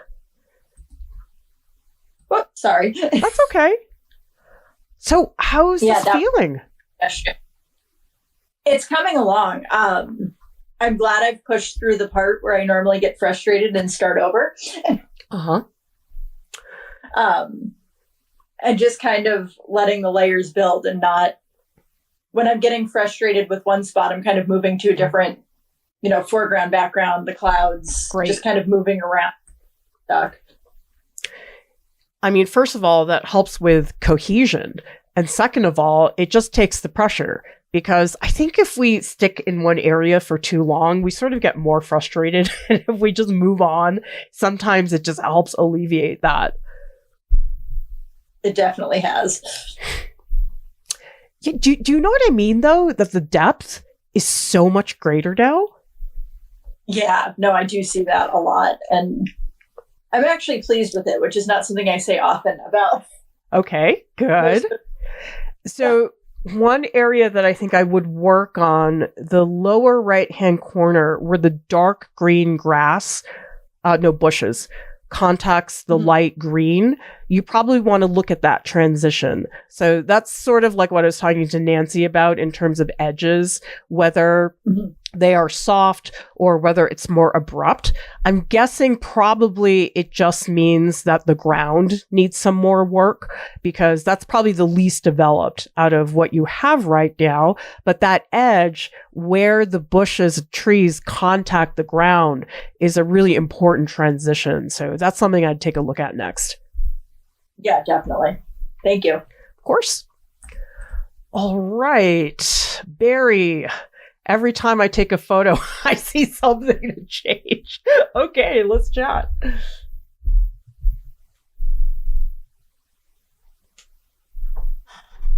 Because I know the feeling. It's like I look at a brick wall and it's perfect, except for one that's bothering me. Well, it's also like stepping away from your canvas and walking back. But when you're kind of in a workshop, sometimes you don't want to stand up from your chair or walk across the room. Yeah, but it's helpful. I think it's easy to get really physically close to your painting. And then you step away, you're like, whoa, this looks like a different piece. All right. So, wow, you've gotten some things to really pop, Barry. I feel like the depth is a lot greater. And I feel like there's some areas that have become more shallow. I think some things are popping more, like the sea urchin and the snails. And so really, to me, what you're doing is you are organizing the space in a way. Yeah, I'm trying to smooth some areas out and also darken certain areas just to get the curvatures of all the rocks and surfaces. The textures are great. You have some areas that look super spiky, and then some areas that look sort of like a slippery rock or something like that. So really great work there. I would say the next step would be to get some of those blacks have a little bit more color because they feel a little bit dull. And that's what happens with black. So I was just talking to Andrea about that, is getting some blacks that are maybe a little more purpley, a little bit more blue, so they don't dull down things too much. Okay. One question I do have is, I'm working, for me, very small. So this is like 5.5 by 8.5. Right. And I'm kind of thinking, maybe I kind of want to do it, but maybe move over to like the Arches paper, but that seems almost too large for gouache, or? It depends. I mean, people do tend to associate gouache with smaller scale paintings, but Alex Rowe, who is on staff here, he'd do gouache paintings that were 18 by 24. So it just depends on what you want to do. The other thing I would do is if you go bigger, just use bigger brushes. Okay. Great. All right. Thank you, Barry. Thank you. All right, everybody. So we are going to now take a 10-minute break. And during that break, I would just say make sure that you get in the most recent version of your painting. So that way we can pull up everything you guys have been doing. All right, 10-minute break, everybody. All right, everybody, let's get started with the critique portion. Yes, Nandy, I can definitely do you first. And if there's anybody here who needs to leave on the early side for whatever reason, let me know, tag me, or just unmute, and I can definitely do you earlier in the critique portion. Okay, so the way this critique portion works is, first of all, you're going to want to look at my screen. So if you guys see under Workshop Voice, you can see there's a red button that says Live. So if you click on that, you should be able to see my screen.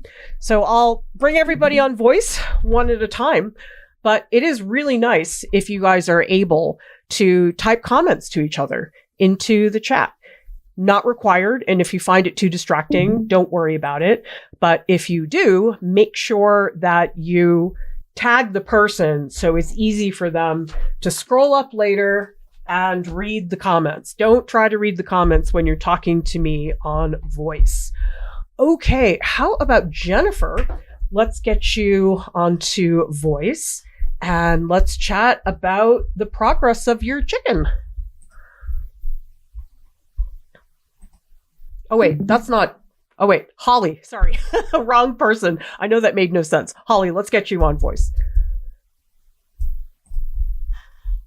Okay.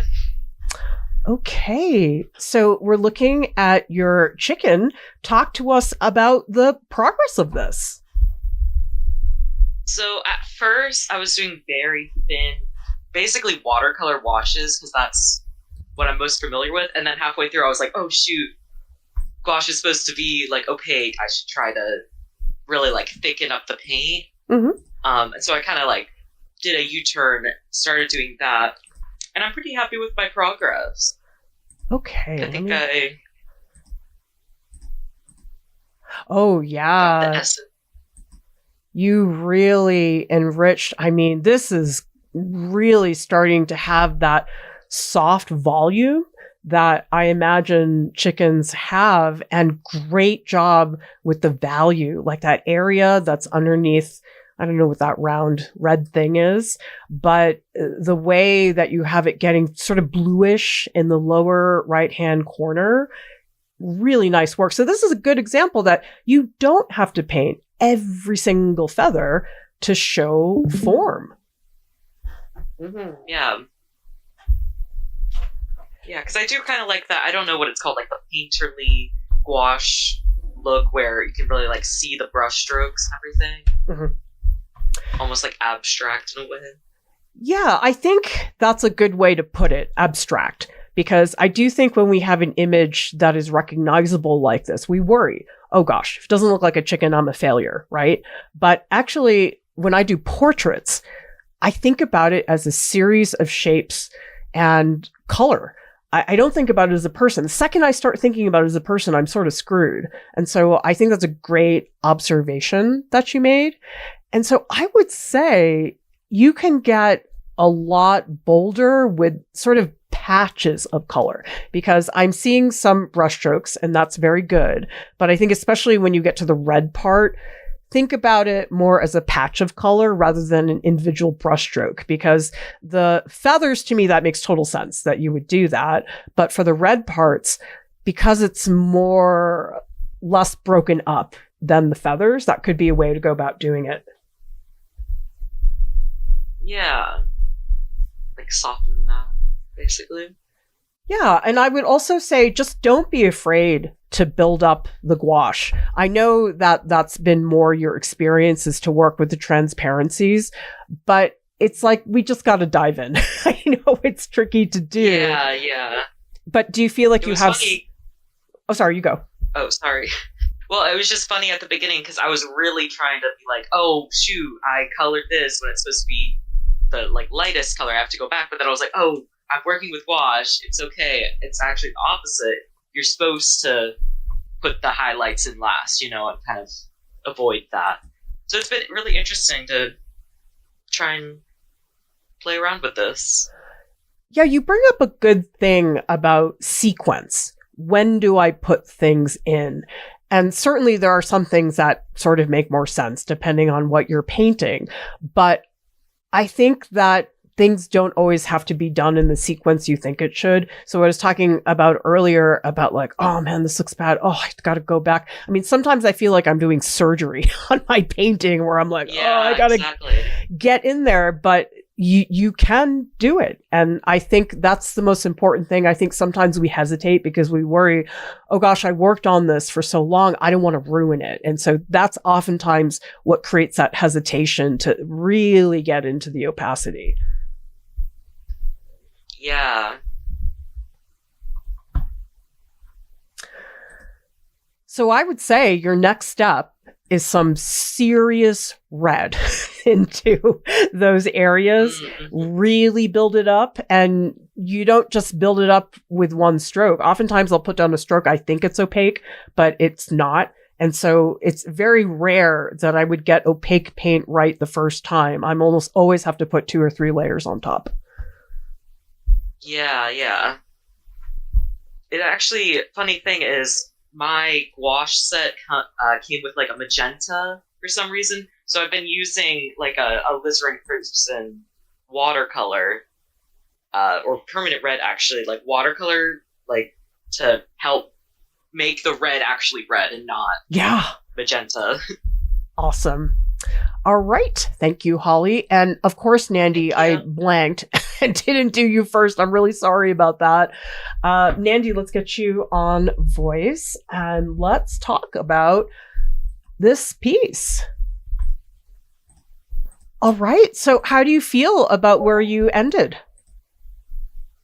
I'm really excited now. I feel like I got a kind of fresh new start. I don't know. Wow. Again, and adding the yellow, I mean, it's awesome. I'm so excited about finishing this and adding more yellow, or and adding more of the kind of red, orange in the neck too, to add some more there. Yeah. It's amazing how much it is different from this early stage here to here. And the biggest difference, well, first of all, the lighting. Oh my gosh. Like, do you see how that yellow, it's got a glow that wasn't there before? And I think largely it's that these 2 pieces of the cheekbone that are to the left and to the right of the nose, they're pretty similar in color. and in the value. But now here, to the right of the nose, you have that bright yellow, and then on the left, it looks more dull. And so there, that comparison adds another layer of volume that you didn't have before. Yeah. So you said earlier that we had talked about you feeling like, oh, I should start another one. Is that something you usually do? Because I think a lot of us do that. We get frustrated and go, oh, I just should start again. And I don't know how long you typically work on your paintings, but I think this is a great example that even when we feel like, bleh, you work on it more, it's like, oh, actually it is better. Yeah, I think, I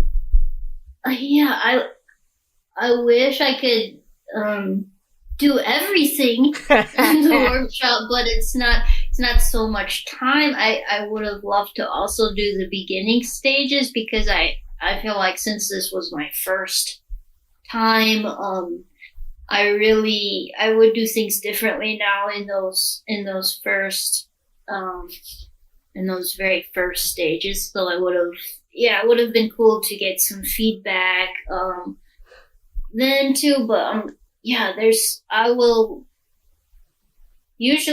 try to work on things for as like long as I can. Right. I just kind of like, I'm just learning now, and I'm like, oh, well, I should have done that. Right. And I'm like, well, now I can try it. And yeah, but I will try to work on things until the bitter end. Well, real briefly, I can tell you at the beginning stage, I'm looking at it right now. Next time you start a painting, try to fill big, simple shapes, because you're so good at the shadows, but you have to hold yourself back a little bit. It's a little like a curse and a blessing. Like, it's great you can see those things, but it's sort of like what I was talking to other people about, having like a nice rug that just sort of fills it in, because this early stage, you have a lot of raw paper showing, and you're already getting into those smaller shapes. So if there's anything to do differently, it would be to do bigger, more plain washes where you just fill instead of going right into these wrinkles. Yeah, definitely. And I think, I was watching a video with Alex Rowe where he was doing a portrait. I think that's why I kind of started with a portrait. Maybe, I didn't pick the best reference photo, but I saw how he was doing these washes in the beginning, and kind of like blocking out like the structure of the face, like the eye sockets, and right. Like, and I totally look at mine, and I'm like, it kind of looks like I went with a Crayola marker and kind of like made some of these marks, and it could definitely be a lot like clearer, like Great. All right. Nice work, background science. Thank you. All right. How about we get Andrea onto voice? So, Andrea, tell us about the progression of these images. And we didn't get to talk about the yellow one too, by the way. Right. I enjoyed it. I was able to just start, and in my typical way, I just sort of start putting some shapes and colors down. And then along the way, I was listening to you talk about the rug for the furniture. And so I went back and I quickly filled in the wash. I enjoyed looking at where to put the resting place. And as you said, integrated the trees in much more early than I would have. Mm-hmm. I feel like I'm at a place now where I'm still doing the back and forth between the trees, the shapes of the trees, and the brightness of the color, the light in behind, because I'm doing a little bit of the brightness, and then the trees are getting impacted. So I'm like learning the big takeaway of like, well, you can just fix it. Like, okay, too much yellow now go back to the trees type thing. So I enjoyed it a lot. I feel like it's a little bit childish looking to me right now with the foreground black being very simple and basic. But yeah, it was a great study. You know something? It's okay to feel like it looks, because the two words you use that are extremely important, simple and basic. So it's very common when people look at paintings, we get very dazzled by details. Oh my God, look at all those details. But guess what? Those details need a base to come out of. And you've got to do that. And so I know a lot of people look at their paintings early on and they're like, oh God, I'm so embarrassed. It's like, really? You want it to look good in a half an hour? Like, no chance. And so I find with a lot of paintings, they really don't look good for a long time. And it's only in like the last 10% that it starts to come together. So that's where we have to sort of turn our minds off and be okay with blobs. Yeah. I definitely put more layers on this than I think I have in the past with any painting. So that's nice to have the experience of it's like, oh, so that's what happens when you're patient and you stick with something. Yeah, I think you guys can see the prevailing theme here is slow and patient. And I think we all need more, at least I need more of that in my life. So looking at the yellow one, this is a great opportunity for you to go in and paint opaque yellow over some of the sections of the brown. And so that's what I was talking about in terms of sort of going back and forth between the trees and the sky, because now the next thing you can do, which is so fun, is you could mix white with a little bit of yellow, and sometimes you can make it opaque, that's fine, but you can also do glazes of that white and yellow. And that is going to work so well because you have some parts of the black which are transparent. And so now you're really getting into the potential of the back and forth and the layering. Because for me, the concept of layering is so fundamental to painting. Now, some people are not like that. Some people like to do more alla prima, sort of in the moment. But, oh man, you can do so many things with layers. Okay. Cool.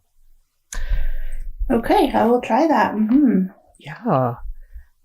And same thing with the blue one down here. Start painting in between those little crevices where the sky shows up.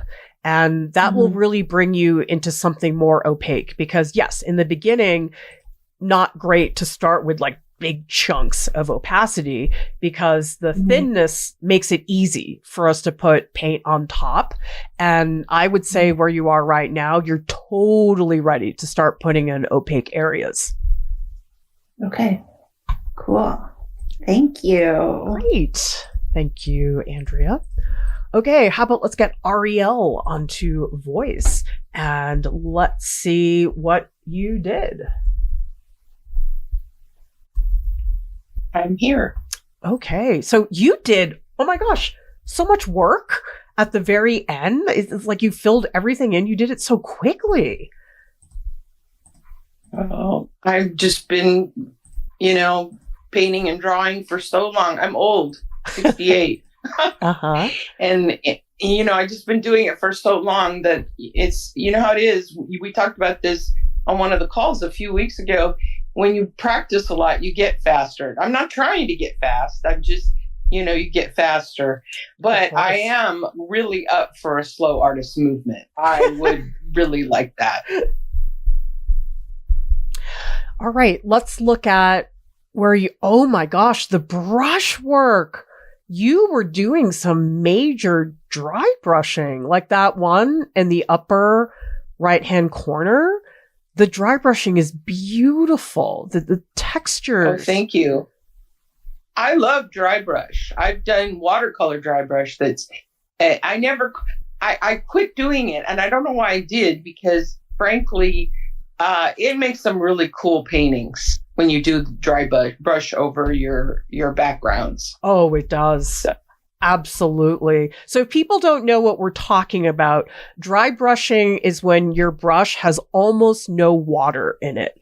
So when you apply it, there's a real grit to the structure. Like, people think about watercolors being all flowy and stuff like that, but I found dry brushing to be incredibly important because it gives the mark sort of a bite, and that's what you're getting, Ariel. On the other hand, the one that is on the right hand side, one up from the corner, it's sort of like rows of purple and then blue and then magenta.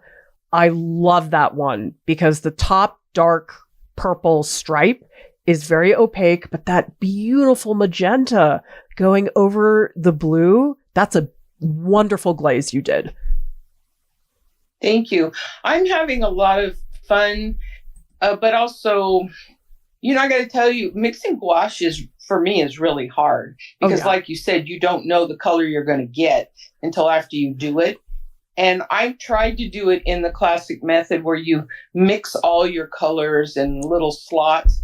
And that just doesn't work for me. That is like, for me, that takes away the spontaneity of painting. Yeah. So I'm liking this way, kind of like you were talking about the layers. I'm liking this way of kind of mixing as I go. Yeah. And I'm liking it. It's an important thing to figure out about yourself. And it depends on the paint media. When I do oils, I pre-mix everything in advance. Watercolor and gouache, for me, I'm just like, bleh, whatever. I'm like you. I just mix on the go. And what is not better than the other? It's just like, how does your brain work? Yeah, I think so too. And, when we were talking about gouache earlier and whether to have it opaque or not, I was thinking a lot about Matisse, where he actually took sheets of paper and painted the gouache and let it dry, and then he cut the pieces out. Yep, absolutely. He's a great inspiration for that. And we do have a lesson on the website called Painted Paper Collage that Lauren wrote. So I'll drop that into the chat later because it is a really fun exercise. Well, I'm so glad you did so much. I mean, this is a lot of little compositions. And I have to say, I love that you did them on a big sheet because I start to look at the connections, and that's a really nice format. So nice work. Thank you. Okay, how about let's get Nancy onto voice. So let's see where you ended up.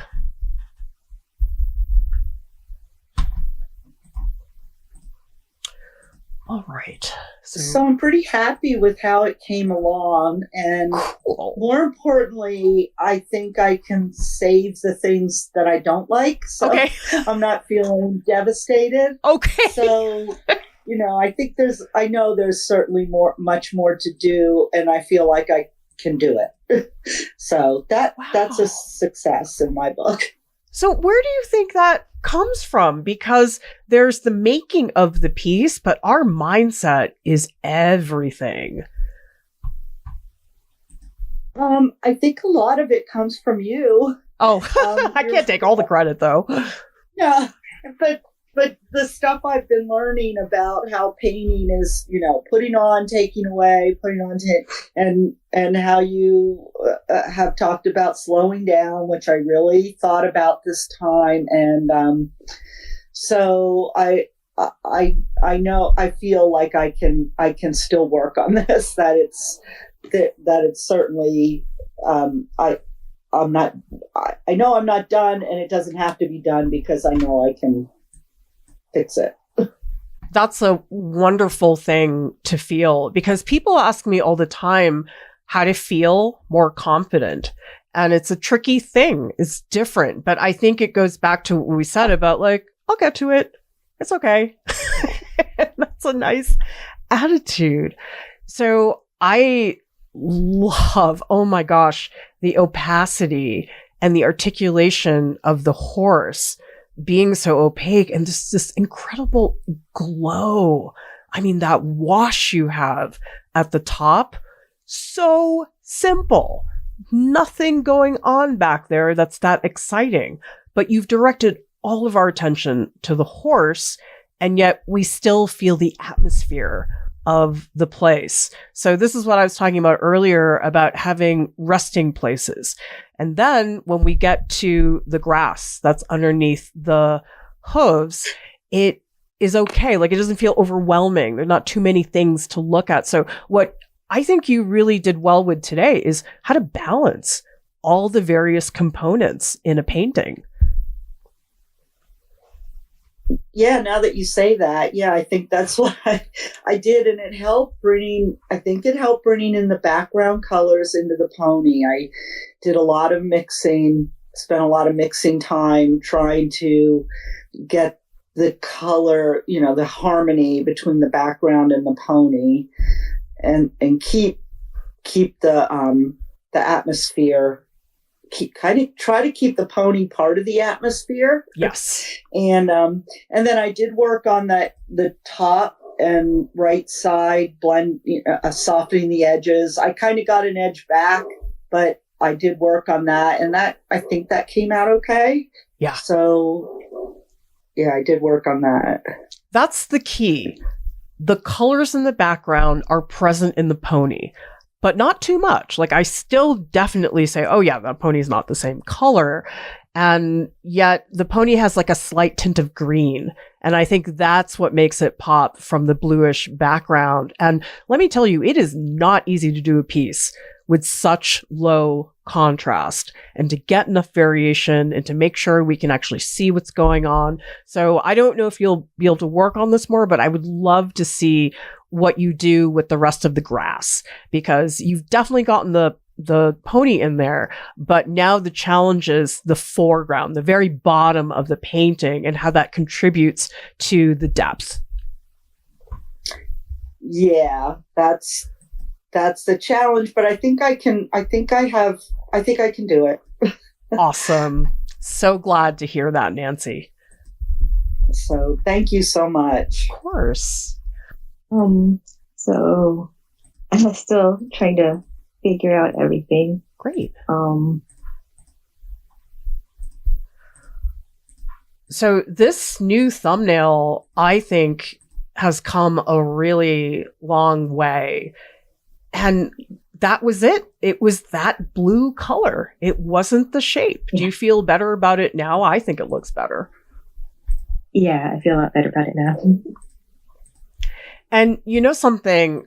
I'm really glad that you're investing all this thought into the thumbnails, because we are oftentimes just really eager to get to the finished piece, but especially because you're combining reference photos and you're trying to figure out the colors.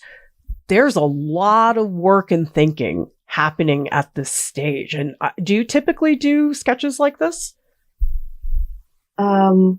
I don't, or I haven't really, I haven't really drawn or sketched in a long time, or in general, but, so this is my first attempt, or first attempt in many years. Yeah.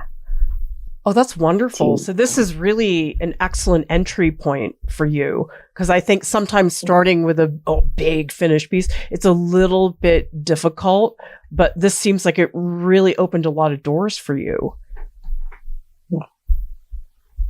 Yeah, I feel like I was like learning like many things at once. So even though it doesn't feel like I did a lot, because it's such a small thing to finish with, I feel like I learned a lot like on the way.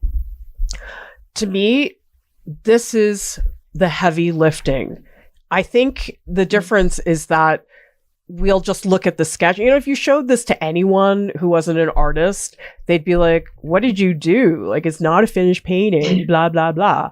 But you thought about so many things. You thought about color and composition. You merged the 3 photos together. You did variations. I mean, that's a lot of work. And so for the layman, this may not look like a lot of work, but it's like, I see all the factors that you went through and considered. So to me, this is a great start, because I can't tell you how many people just jump into the painting, no sketching, no prep in advance. And that's okay. I mean, I know not everybody has experience with thumbnails, but what's happening when you do that is people get themselves into a really rough spot because they're working on the big painting. They realize, oh, I don't like where the waterfall is. I wish it was over here. Well, too late. You've had the time to think that through. Yeah, that's one thing I was afraid of doing. Like, I was trying to work it all that out now because I know at the very end I can't do it. Like, it'll be a lot harder to fix everything in the middle of a big portrait. The other thing too is, and I hope you have time to start a bigger study because you've done all the work now, is that when you start the final painting, there's so many things you don't have to think about because they're already figured out. And so what I like about it is that when I get to the painting stage, I can think entirely about the painting process. I don't have to worry about composition or what goes here. And so I think you did a great job just going through so many things. It's great. Thank you. And I would say probably moving ahead, you'll want to think about some of the line work. Like, I really love these 2 blue vertical lines because they're so delicate. Now you have this big chunk of purple at the top, which is a really just nice, bold shape. But the delicate quality of these blue strokes is a really nice contrast. So I would just say when you get into the final piece, go in with those big, bold, simple shapes, but then also leave space for these beautiful, delicate areas. Okay, I'll do that. Great. Okay, thank you, Nutella. How about let's get Doc J onto voice and see where this went. Hello. Oh my gosh. He's so fun. The personality. I cannot believe from this to this. That's amazing that you made that leap. Yeah, thanks. I wasn't sure whether to consider like the eyes and the beak more like details that I should leave for later, but they're pretty fundamental, the bird, yes. So I added them.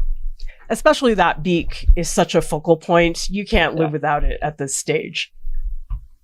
Right. And I liked in one of your videos talking about how you want to have one area of high, like I think it was like a primate portrait where you want to have like an area of high detail and then go crazy with the rest. Yes. So that's one of my goals for this, is to have like some crisper lines in the head. I mean, I don't want to say it was easy for you, but isn't that nuts how you went from this blob to this so fast? Yeah. It was cool. It just really took all it really took was adding, like I thought the gray was too dark, so I tried to make a lighter gray. I didn't think it would turn out so purple. But yeah, I really like the way the paint layered together to show that shape. I wasn't sure whether it would work out that way or not, but I'm happy with how it turned out. You know, the reason why this happened so quickly is because you worked really hard on the earlier stages, setting up the masses, getting in the feet, which you did, and the background, because really these details that people do, people always think details are so difficult. But actually, if you do the heavy lifting here, it's almost like the details, like you're sprinkling things on a cupcake. Like it's actually not that difficult. Right, like with animals, I have such a hard time figuring out where to put the eyes, but I've spent so much time like placing the eye sockets that it actually was easy. Totally. So that's where, like I was just telling Nutella, we look at this and we're like, nothing's happening. And then boom, we've got something. And a lot of paintings are like that. They look very blobby for a long time, but if you stay persistent, it works great. And oh my God, these little brush strokes at the top. Like there are not that many of them. I feel like I'm maybe halfway or a little bit less, but I wanted to add in sort of a hint of something interesting to look at for the critique. And hope I'm able to keep a lot of this as I try and develop it more, because I don't know how the gouache is going to reactivate, how much I want it to reactivate. So I think that's going to be the big challenge for the next steps.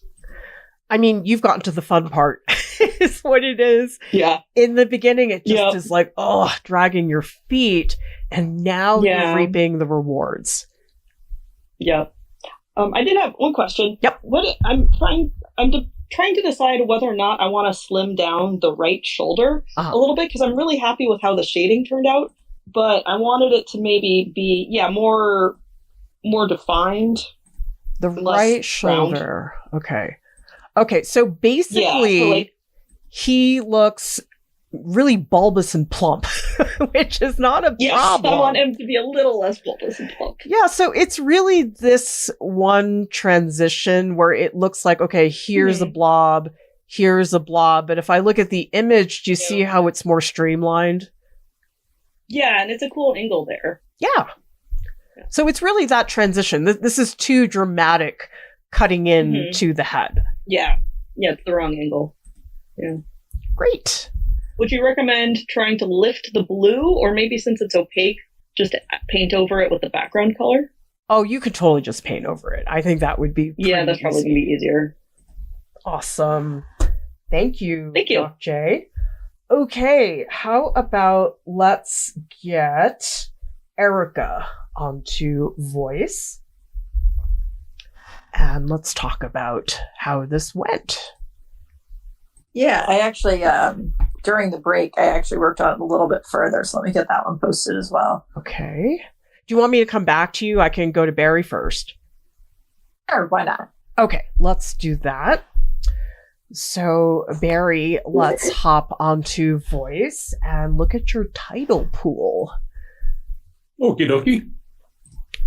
All right. So, how do you feel about this progression? You tried so many different things today, Barry, from the scale to the variations on how you handled the gouache paint. I think I still like acrylic better, but I was surprised about how far I was able to come with the gouache. Mm-hmm. I had tried gouache a few times in the past and had always been not very happy with it. But it seems to be my frustration is how easy it is, of course, to working quickly to reactivate layers underneath. Mm-hmm. So you feel like you have to work faster than you want to?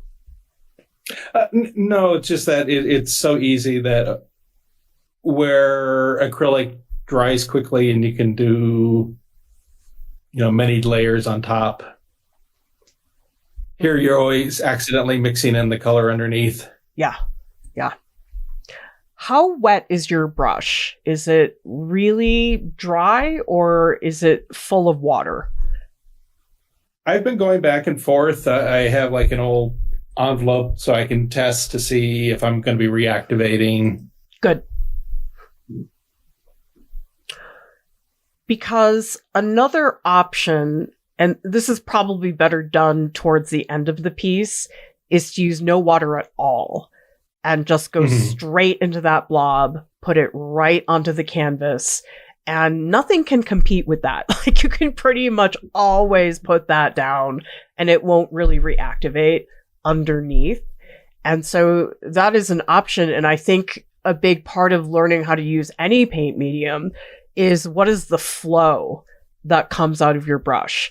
Is it a really quick flow where it's like all over the place? Or is it stiff enough that it doesn't flow at all?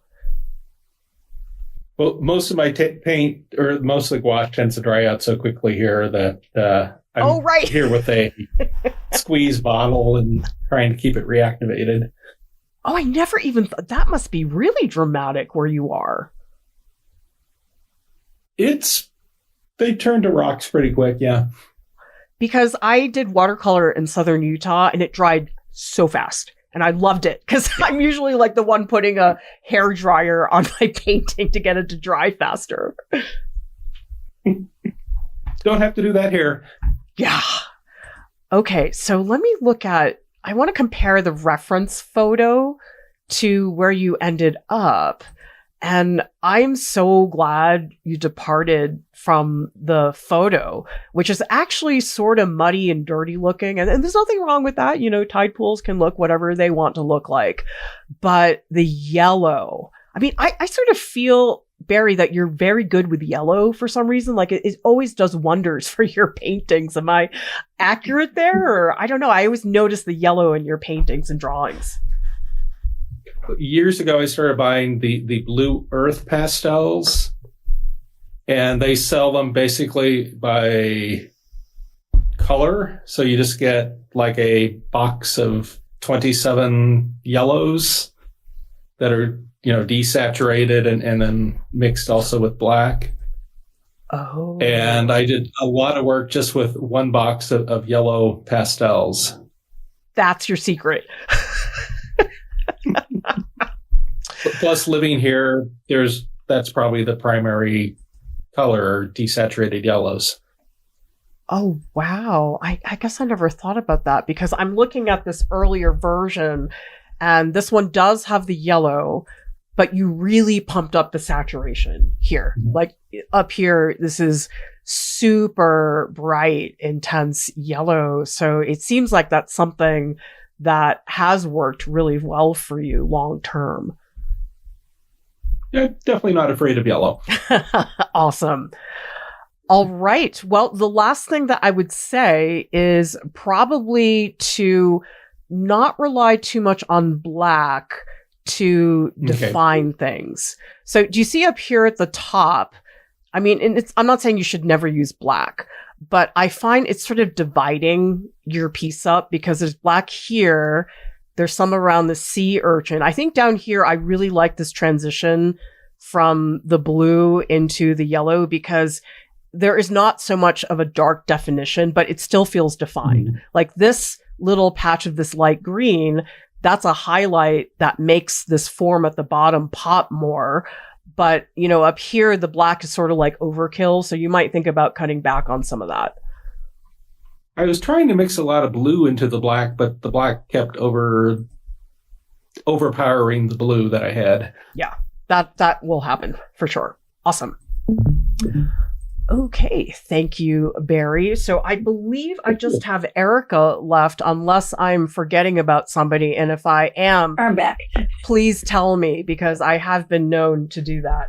Okay, so Erica, let's take a look at where you are. Oh, and actually, one more thing before we look at Erica's work. For yellow, if you guys don't know about Naples yellow, you need to, because Naples yellow is so good and it actually can be used almost as a substitute for white. That's what Alex Rowe told me. And actually, I think it was Background Science who's doing that portrait with those yellow highlights. You could totally just do that with opaque Naples yellow. So I happen to like cadmium lemon because it has that very intense yellow, but it's really nice to have Naples yellow because it's sort of a mild yellow. It's pretty opaque. It has this sort of buttery quality. So I'm a big fan of Naples yellow. So note that if you don't know about that color. Okay, Erica, let's take a look at your piece. What do you think? I'm pretty happy with how it's gone so far. There's some layers I'd like to tweak in the clouds, but I'm happy with how far I've been able to push it. So what was different? Because I know you've expressed in the past sort of frustrations about particular paintings that you got impatient with. I think letting myself be frustrated with a spot and kind of move away from it for a while. Mm-hmm. And just not getting frustrated when the paint's reactivating and kind of letting it dry, figuring out what texture I was working with or what consistency the paint was, and then trying a different consistency and not getting too caught up in the frustration of it. You know something? Painting's frustrating. It just is. And it will never not be frustrating at some point, because I think the way paintings develop is sort of messes with us, where sometimes I'll start and I'm like, oh yeah, this is going well. And then you hit those rough patches, and that's where we want to walk away, or we say, oh God, if I was a better painter, this wouldn't happen to me. But that's not true.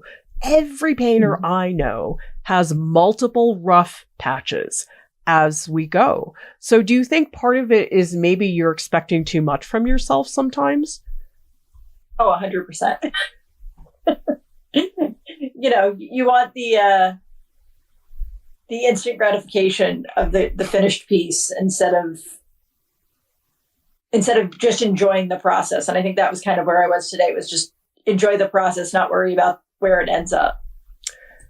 Yeah. And I think a lot of it is just, I'm the same way. So my problem as a painter is I love black, and I want to put in that black so much in the beginning, because it's sort of like a nice, I'm like, oh yeah, that dark black. But you know something, every time I've done that, it has totally bitten me in the butt later in the process, because then, oh, it's dull, and oh, I wish I could bring back that luminosity to it. So it's almost like we know we get to eat a chocolate peanut at the end of the day, but isn't there some test where it's like, oh, but if you eat them later, you get to eat more. Like you could eat one now, or you could eat 10 later.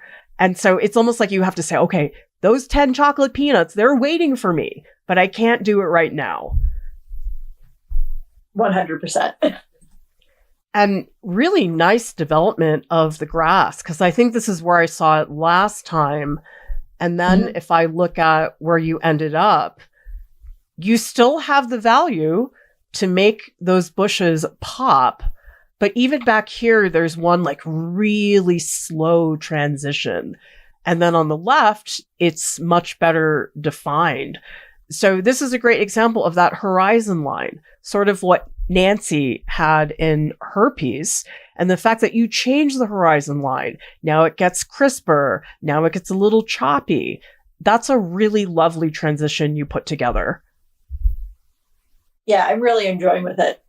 Enjoying the changes and suggestions, and just enjoying the process. And that's something I don't let myself enjoy often enough. And yeah, I feel like you do learn more when you embrace those, like, that's not working, move on, try something new, and instead of letting it beat you down.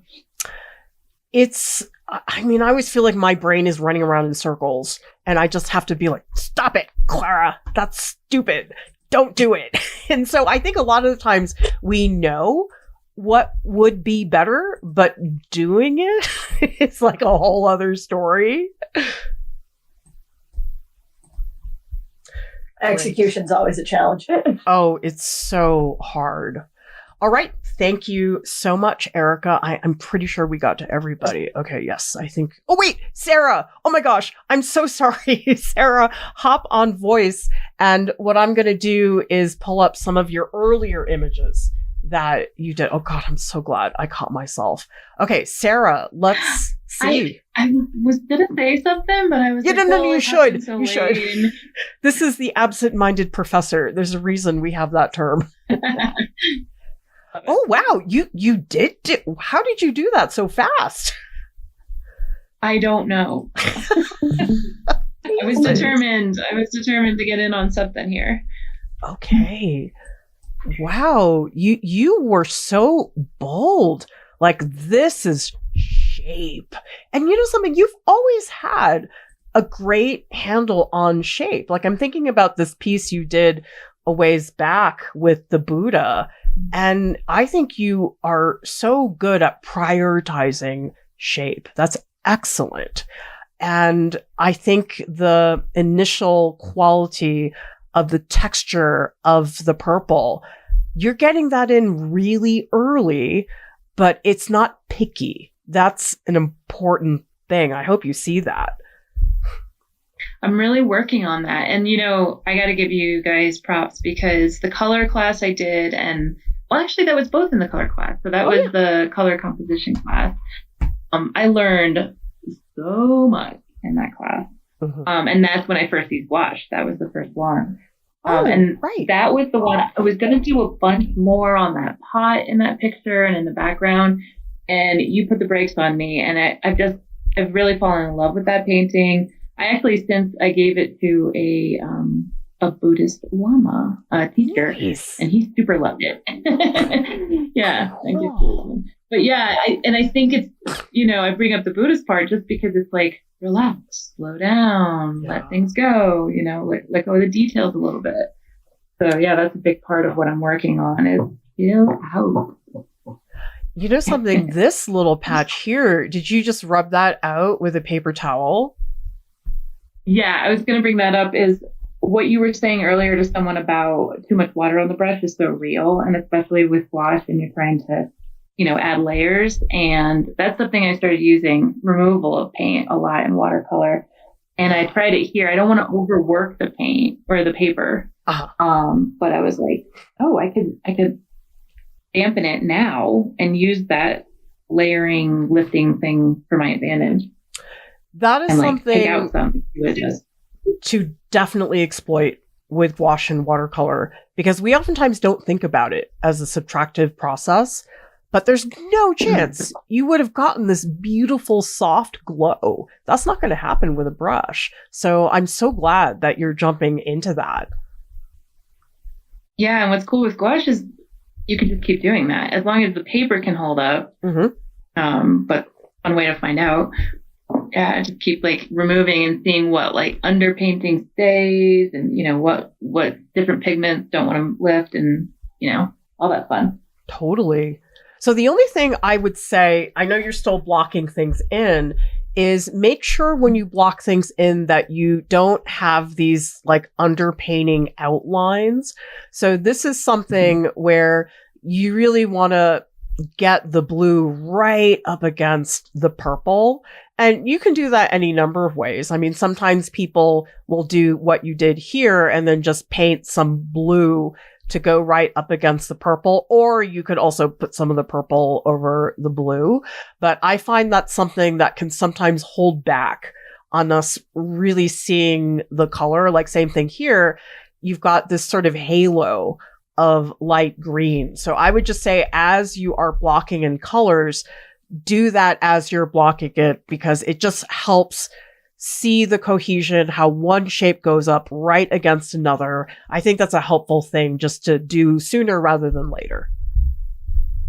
That's really helpful, because I really don't know how to use underpainting, and I was messing around with what you posted of Lauren's. I love those bright saturated colors, and so I don't really know where to stop using the underpainting and where to, start doing the overlayers. So that's great. Super helpful. Yeah, the main thing about the underpainting, actually, for me at least, is just get rid of the white of the page. Just remove it immediately so you're not dealing with that. And some people will do, Alex Rowe had this technique where you do patches of the painting. Let's say the cat is orange, so the underpainting is blue.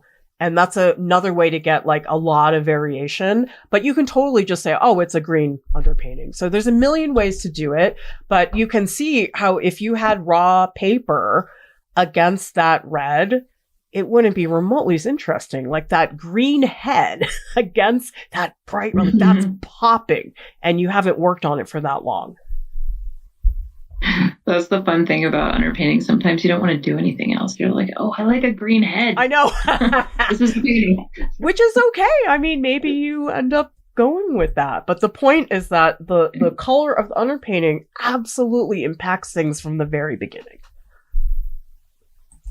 Yeah. Yeah, this was super fun. Thanks for letting me catch up. Of course. And remember, everybody, you still have 1 week after today to get feedback. So anybody here who would like to keep working on your piece, you want to start some new ones, that's totally fine. Just drop them into the chat anytime between now and next Friday.